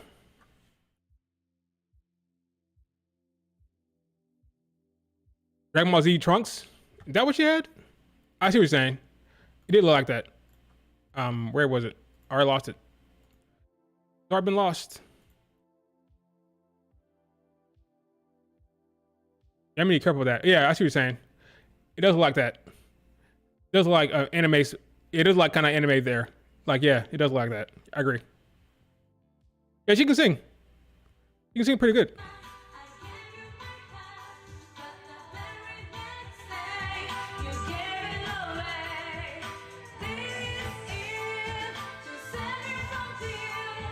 You're wondering how her English will translate? If she can sing like that, her English promos will be fine.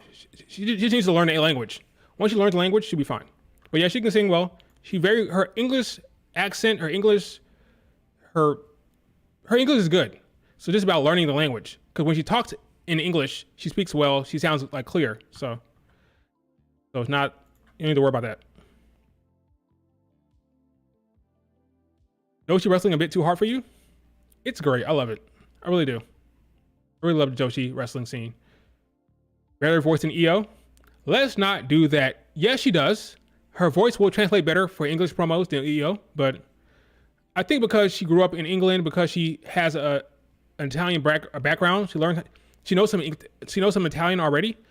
I think because of that, she can translate a little easier. A little bit easier to translate there for her, but EO Scott's fine. Okay. Odyssey Dawn DV allegations? No way. Yeah, domestic violence allegations, Odyssey Jones? Yeah, Giulia versus Roxanne would be great. Now, one thing I want to make clear about Giulia, okay? She is awesome. I love Giulia. She's cool, fun, awesome talent. She is not necessarily an in-ring aficionado, okay? Now, what do I mean by that? She's not necessarily Sari or Asuka in her prime or Io Sky. She's not that level of in-ring talent. What she brings is star power, charisma, storytelling, and a good wrestling. She's a good wrestler. Don't get me wrong. She's good, but she's not S tier. So I want folks to be clear with their expectation of her in the ring. Because I don't want folks saying, "Oh, she's not that good. What's the big deal? What's all the hype?" The hype is she's a star, charismatic. She's a good storyteller, and just has a presence about her, accompanied with good in the ring. But she's not great in the ring. Just be clear, okay? Don't be surprised if Roxanne Perez has a point to prove and it shows up and shows out. And the talk is Roxanne out wrestled Giulia. Don't be surprised one bit. Don't be surprised. That's all I'm saying. Okay? She's good. I want that to be clear. Giulia is good in the ring. But don't be surprised one bit if Roxanne Perez outshines her in the square circle. Okay? It's probably going to happen. I'm curious to know how the damn discourse will be. Yeah, it'll be interesting to see. But exciting times. Again, she's great personality, great superstar. You'll love her. Okay. Would Giulia Becky cook? Yes. Two good workers in the ring. Yes, it would cook for sure. The rumors about Odyssey Jones, is that strong rumors or just like folks online speculating? That's what I want to know.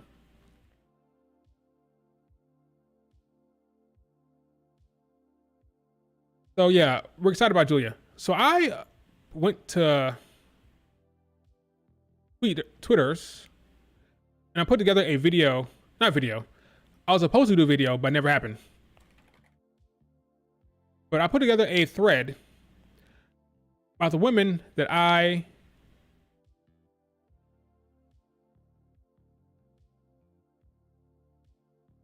another common sense tweet here.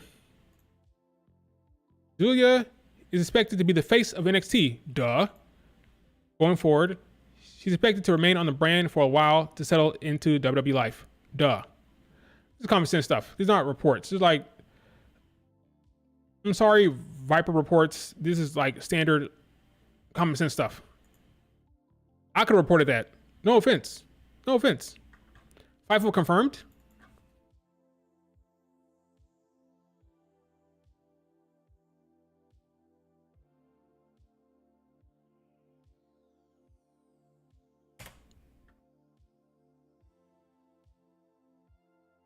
Fightful. Confirmed what? The Odyssey Dome stuff? Let's see. Send me the link. Send me the link for the confirm. Oh, Sean Rossap. Okay. Sean Ross. I don't follow Sean Rossap, so I gotta search it.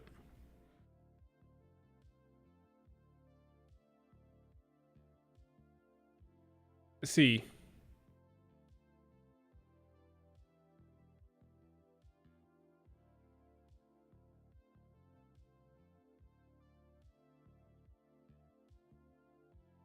That'll do it.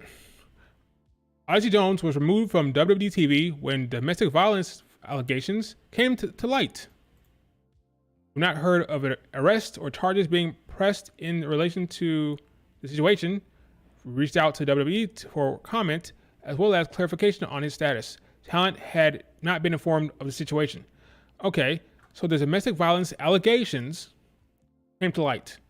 We don't know for a fact what happened. Let's be careful about saying, oh my God, awful abuser. We don't know yet. That's all I'm saying. We don't know. So let's calm down before we do something we'll regret. Okay. He got accused of something apparently. Let's see what's going to come to light. Is somebody going to step forward? Will there be any video or pictures or something? Will there be a report, police report? I don't know. But let's not this is wait and see. Folks don't want to wait and see what's the issue here or what's the outcome of the report or the evidence here. They want to jump to conclusions. I'm not saying he didn't do it. I'm saying I don't know, which is true. Nobody knows. None of us knows, right? That's the truth of the matter. We don't know. Let's wait for more information. But yeah, this kind of sucks. Kind of sucks. Yeah, let's wait and see what happens. But yeah, big yikes. The New Day? No, the New Day didn't do anything. He potentially did something. He potentially did it. Now, the New Day may break up from a storyline perspective anyway, but not because of this. Not because of this. We don't know what happened. We don't know. Alleged woman beater and transphobe. Yikes. Get his ass out of here. Okay. So folks are making up their minds already. So yeah, that's the problem with the internet. We don't know for sure, but right now he is a domestic abuser. That's what he is. There it is. It's true. Grand opening, grand closing. Oh dear. Yeah, we don't know. Read women predictions. I don't know. I gotta see the other side of the bracket. Gotta see the other side of the bracket, my friend. I don't know. So this past weekend, I tweeted a breakdown of who I saw could be going in direction of the WWE in the future. So Giulia is a Joshi, of course, headed to the WWE, or she's there, not headed, she's there. And I was wondering who could be next, right? Who could be the next on the move to the WWE from the Joshi world? I put together this tweet. Who could be following Giulia footsteps, right? And what happened was, I put together this list. If I can find it, what the hell's going on here? Don't tell me Twitter deleted my list. Where is it? Where is it? Where is it? Let's scroll.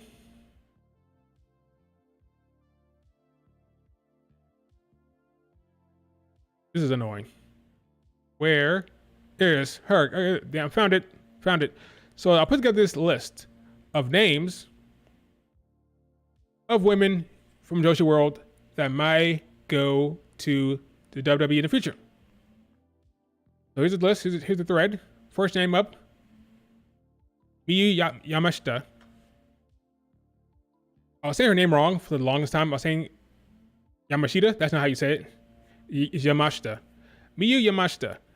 Very talented, very good. Wrestles in America all the time. Wrestling for Tokyo Joshi Pro Wrestling right now. She's in the dungeon with Natty all the time, training. She wrestles with Megan Bayne and Shayna Baszler time and time again, right? JCW in American soil, so it's possible. It's possible. Then I said Starlight Kid, a pillar of stardom. She is basically the leader of Neo Genesis, but her look and her talent would do very well in the WWE, especially with that mask. It will sell like hotcakes. She admires Rey Mysterio. There's a connection there. She admires Io Sky. There's connections there. And she said when she went to WrestleMania that she envisioned hearing her music in that stadium. So it's possible Starlight Kid is an option. Then I said Tomoka Inaba, who is from Just Tap Out. She is very good, very talented, very MMA based. She's getting recruited by Asuka. Asuka is doing all she can to recruit this girl. Asuka likes her a lot. She tweeted out that she wanted her to go to Challenge the World, aka go to WWE. We'll see if that happens anytime soon. But she said in a tweet, she said that the WWE is her goal and she'll be there one day at WrestleMania. And WWE in general, right? So that's the option right there. And then I said Koki Amare, who a month ago said that her goal is to go to America and become a big star. She has a look. She's had a great look. She'll translate, all that great stuff. That's awesome. She's currently in Marigold, so look forward to Koki Amare. And then I tweeted this for #1 spot, Sari, freelancer, and I said the Sun Goddess will step foot in a WWE ring, mark my words. Okay? And you know what happened? Do you know what happened? The great Sari liked my tweets. The Sun Goddess herself, folks. The Sun Goddess herself liked my tweet about her going back to WWE. I think it's only a matter of time. But I do think she will be back in the dub, folks. He searches her name, which I'm fine with that. And she saw my tweet and said, I'll give her a like, that the Sun Goddess will step foot in the WWE ring, mark my words. She liked it. Sari, folks, Sari will be in the dub again. I think this makes all sense in the world. And I think, remember, there was a time where they were reporting, Fightful reporting, that the WWE wanted Sari again. They're sending out some feelers. They're saying they're trying to get Sari again, but stuff just didn't work out. I feel like they tried to get her again, but she had already signed with the Bull Nakano's promotion in America. She had some things already planned. But I think they did reach out to her. And now she kind of knows where she stands with them. I do believe she's trying to get back eventually with the dub at some point.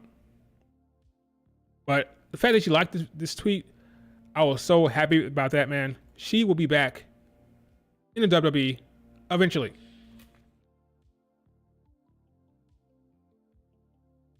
Only 28. Only 28 years old, okay? Plenty of time. Plenty of time. Yeah, Sukaban. Or Suki, how you say that? Sukaban. Yeah, she signed there already. So I think when they reached out to her, it was too late. That's Bull Nakano's promotion. Are they running shows? Is Sukiban are they running shows right now in America? Are they doing anything? I know she signed, so I guess maybe when her contract's over there. But I don't remember last time they had a show, or that's not true, because I remember Nick Khan went to one of their shows, but she's not over there frequently. She's on the roster for sure, but she's not wrestling over there frequently, so not that often. Okay. But yes, I think when she's done with that, she will be in the dub. Can't wait. WWE. I think it's going to happen, folks. It'll be different this time for her. She had one of her shows she puts on. Great shows every time. Great shows.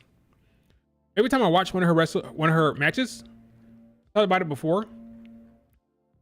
Every time I watch one of her matches, I think to myself, this is like the highest level of women's wrestling. Every time. She wrestled with Vinny, Mayu Iwatani, and it was like, this match was fire. Like, every time I watch one of her she calls it her special dream matches.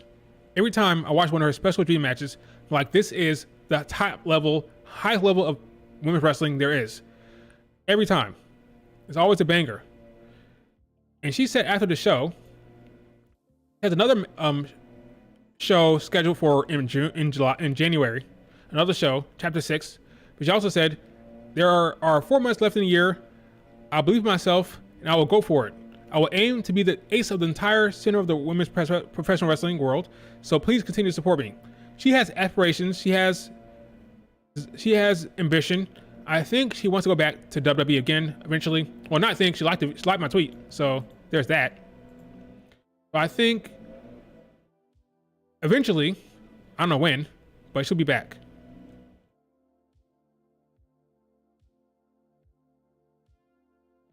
I'm excited for her and for the future of Sari in the WWE. That is my goal. Not my goal. I have no part in this. I can't do anything about it. But I want it to happen very much. She's great. And I think it would be a very good story for her to return as Sari this time, not Saray. Because you keep your name. So she returns as Sari and has a very good showing and a good run in the WWE. I think it's going to happen, folks. So we can all look forward to Sari. We can all look forward to Sari in the WWE, I think. Before I wrap up the stream, before I wrap it up, let's talk about AW real quick. Because I have an issue with their booking and it speaks to why the ratings are going down. It really does. It really does. So, if you don't know, Jamie Hayter returned at All In on the pre-show on YouTube. Made no sense whatsoever. I don't care what they say. You could have found a way to put her on the main show. They didn't. She's on the pre-show. Mistake. Whatever, right? When I saw that segment on the All In, I thought, okay, she's back. I can't wait to hear what she had to say on Dynamite. That's usually how it works, right? Somebody returns at a PLE, you hear them talk on Dynamite, or if it's WWE, the return to PLE, then you hear them talk on Raw or SmackDown. That's what I thought. They didn't do that. They had a match.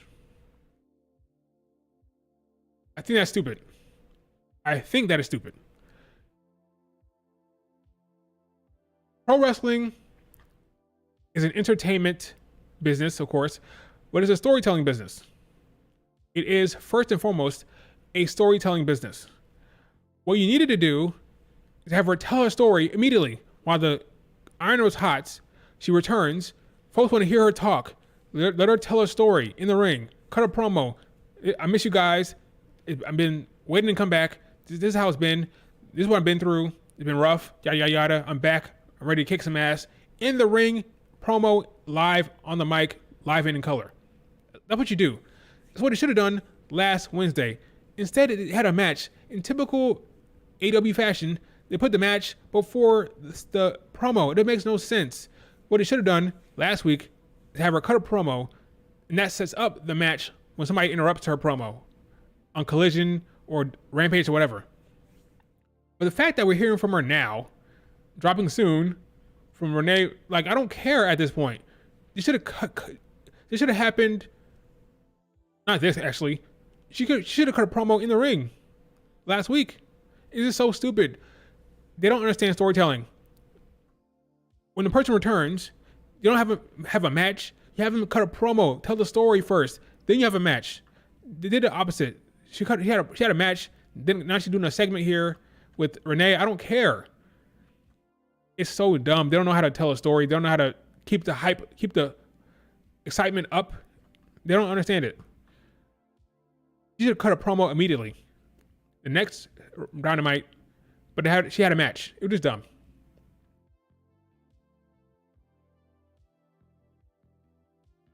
Renee comeback? She been off TV? She been off TV? What's up? Jamie Hayter. It just doesn't make any sense. Like, the fact that we haven't heard from her yet is just dumb. It just doesn't make any sense. That's a problem with AEW sometimes with their structuring of the storytelling. They put match over promo, and that's just stupid. Promo should have come first on Dynamite. Right. They'll probably show it on Dynamite. My point is, this should have happened last week in the ring. But they had Britt Baker cut a promo in the ring, right? Remember that? Britt Baker showed up in the ring on Dynamite and cut a promo. Why can't Jamie Hayter cut a promo in the ring like Britt Baker did? Why not? Britt Baker can cut a promo in the ring. Why can't Jamie Hayter? Doesn't make any sense. Does not make any sense. That's just me. That's just me.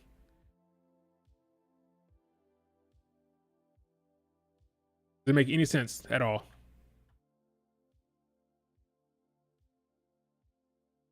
Wembley turnstile count.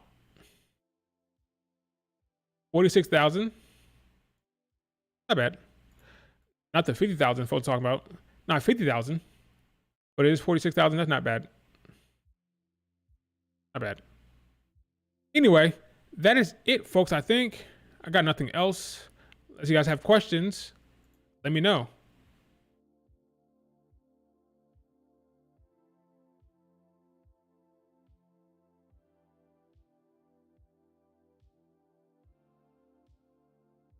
I still can't believe folks trying to blame Bianca for that. Still can't believe it. Yeah, I saw it. Odyssey Jones, domestic violence. I saw it. We don't know if it's true or not, but that is the report. Speed Bracket is on Twitter. You lie. You lie. Speed Bracket.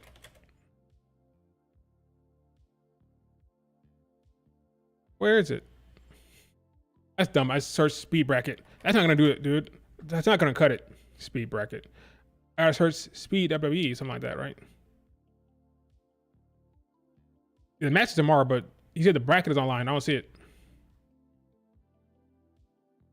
Tweet me the bracket.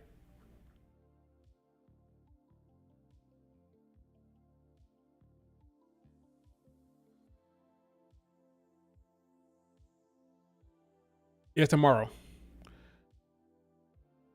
Bianca in that company where she gets blamed for literally everything? Yeah, she does. Oh, it's really bad. Okay. Ibu, a Wrestle Purist. The Wrestle Purist guys are kind of like, I don't know. I don't like the Wrestle Purist folks, but if you say so, I'm not doubting his reporting. But yeah, I'm sure he's not wrong. He's not wrong. I doubt he's wrong. Yeah, his tweets are protected. Tweet me the bracket. I don't see the bracket anywhere.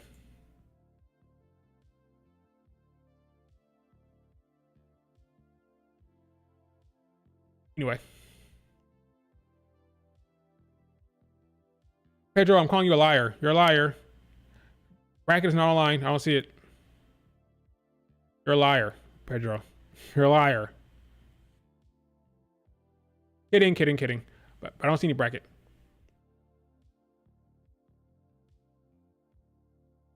What else? Is that it? What else is going on?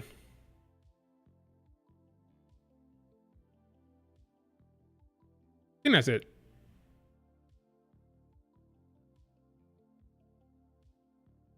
Yeah, Io Lyra. I saw that part of the bracket. I saw the left side. The right side, I haven't seen it. The left side, I've already seen. The left side, already seen.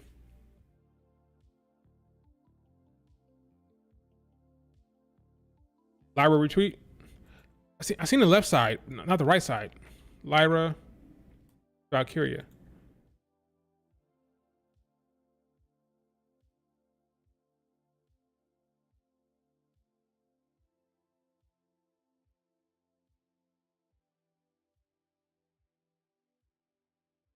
Yeah, I've seen this before. So this is the bracket with speed. I've seen the left side, not the right side. I wonder what the right side would look like. I wonder if Bianca will be on there. See, Io Sky and Naomi are relatively bigger names. So Io Sky and Naomi could be on there. I could see a Bianca on the other side. I could see it. I could see it. Would I do it? No, but I could see it. Io's a big name, top star. Naomi's a relatively big name. Yeah, I don't know. There's no right side yet. It'll be interesting to see.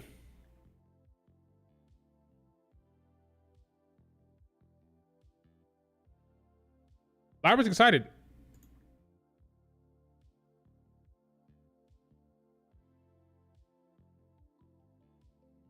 Yeah, it's a pretty insane first bracket matchup to be in against Io, you know, but we're currently 1-1. So to have that 1-1 match now, it's not just that I have to beat her, I have to do it in 3 minutes. But I'm pretty confident, you know. I feel like my style is really suited to this speed tournament match, so I'm really excited to go all the way. Yeah. This match is already recorded, right? Didn't Io beat her? I think Io already won, right? Right? This match already happened. Didn't Io win?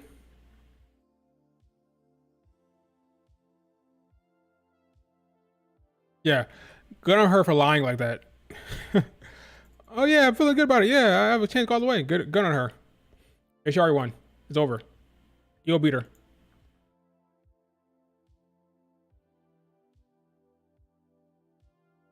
Oh yeah, thanks, Pedro. Yeah, I saw this before already though.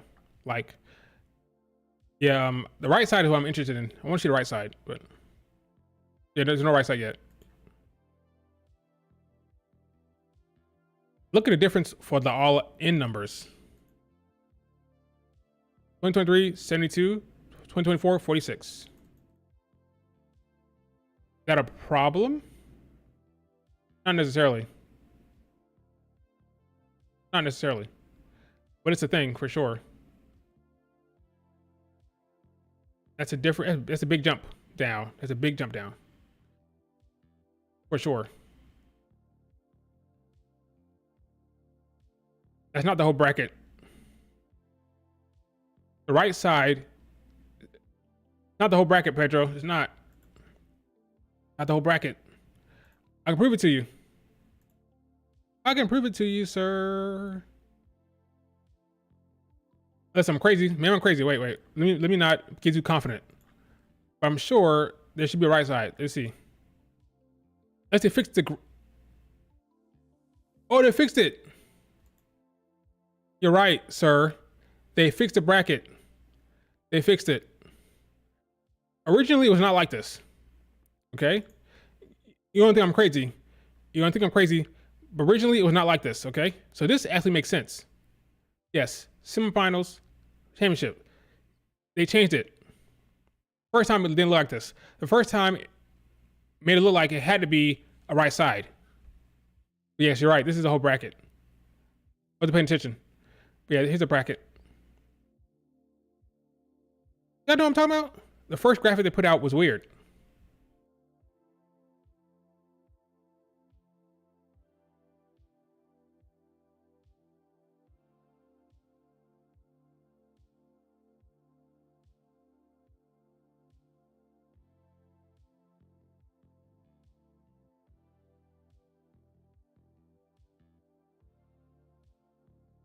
I think Io will win.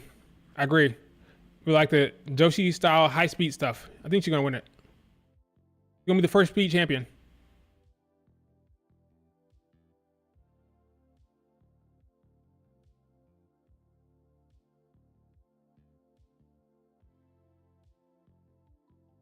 You guys agree? Io's gonna win? Io wins? I think it happens for sure. I think Io wins. It fits in with her style, style of Joshi wrestling that's very popular, high speed stuff.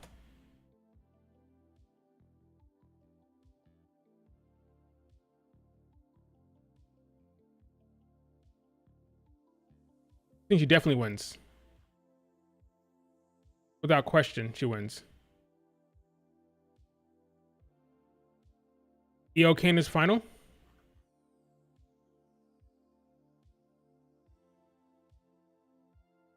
Probably. I think so. Give Candice something to do. I think they need to give her something to do. For sure.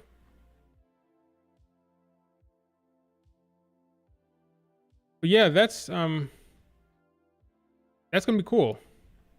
I'm more excited for that than I am for the men's speed stuff, for sure.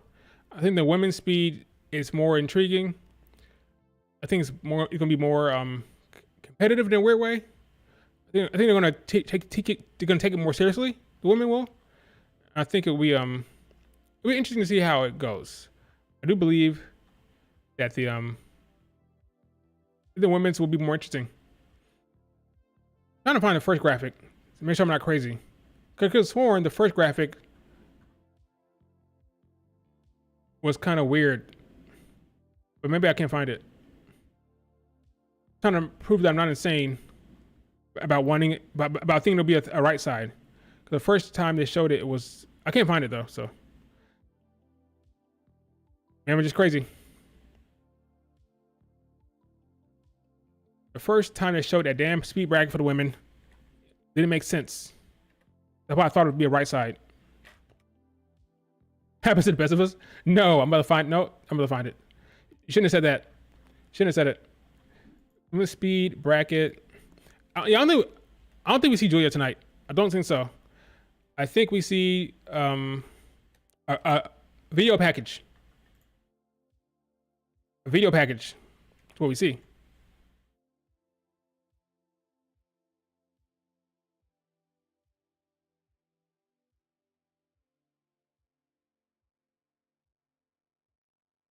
I think that's what we see.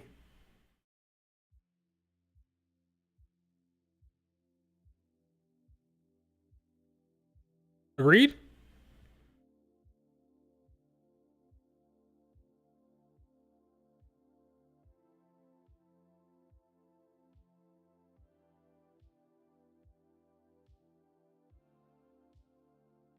When it comes to Giulia, we're not going to see her frequently on NXT TV. Probably not. They want to keep her the mystique, keep the prestige of her, so they'll probably keep her off TV for a while. How much, I don't know, but I agree. She won't be on TV every damn week. She definitely won't.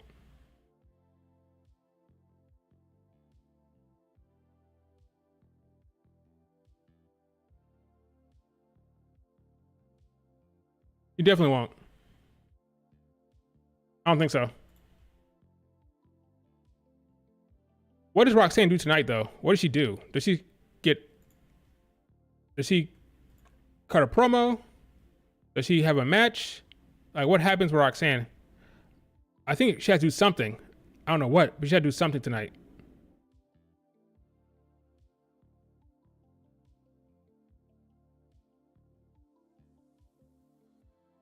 Yeah, probably angry at Ava.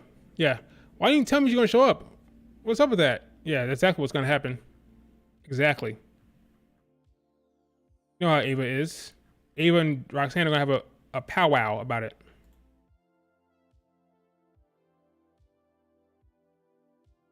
Okay, is there anything else I'm missing?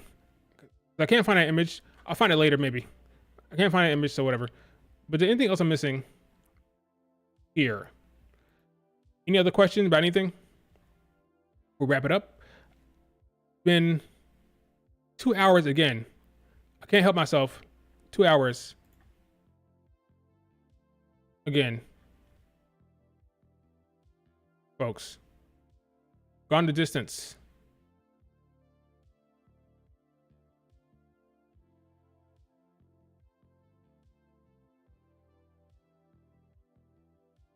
When is MC? Yeah, that's a damn good question. MCMG? I don't know. Probably before CW show. CW, that's what it's gonna be. The CW show is when Action and Frazier and lose those belts to MCMG. I think that's why they put the belts back on them. They want the belts on them for the sake of that match. They don't want Chase U against MCMG. They want Motor City Machine Guns to face Axiom and Frazier. And they're going to beat them. Definitely. Agreed? Do you guys think Axiom and Frazier will drop the belts to MCG? I think they will. You're going to lose. For sure.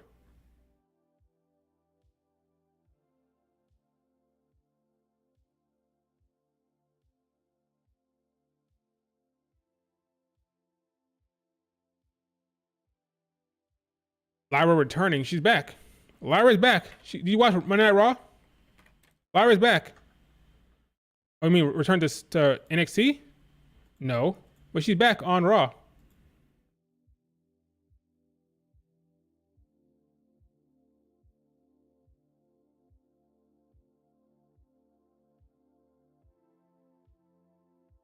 Yeah, I got them losing to MCMG as well. I think they do lose to Motor City Machine Guns. And it makes sense. I think that makes sense for them. They went on a good run. But now they have to lose. Time to lose to somebody. And why not Motor City Machine Guns? Like, who else would you lose to? Like, who else?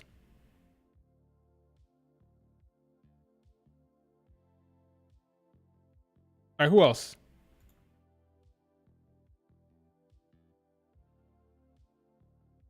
Yes, they're going to recruit like Natalia. Agreed.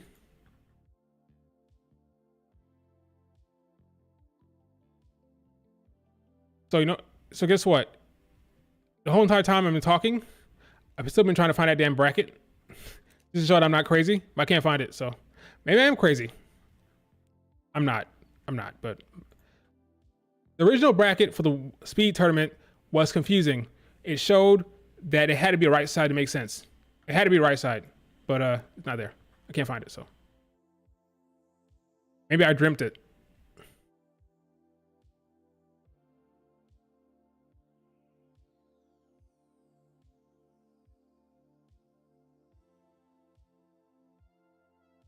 But I think that's it for the stream, folks. Do me a favor, like the video, subscribe to the channel.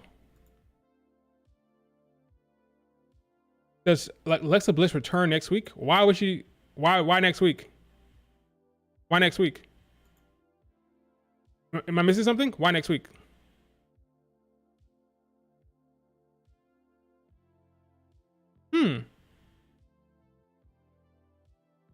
Oh, Street Fight. No. You did tweet recently that or maybe an Instagram post. She said something recently about Instagram about wanting to return soon, but I don't think so. I think she stays away for a while. Oh yeah, that is a new season. That's true. That's a good point. You have tag title defense next week. You got the main event, probably the Uncle Howdy crew against the White Six against American Made. Do you have Alexa Bliss show up? That's a legitimate. I'll say no for now, but I wouldn't be surprised. It's legitimate. It's a decent call. I think it's possible, for sure. Raw Netflix. That's Becky Lynch stuff, I think. That's John Cena and Becky Lynch stuff. Do you want her to mess with that? I'm not sure. You want her to be with that stuff? I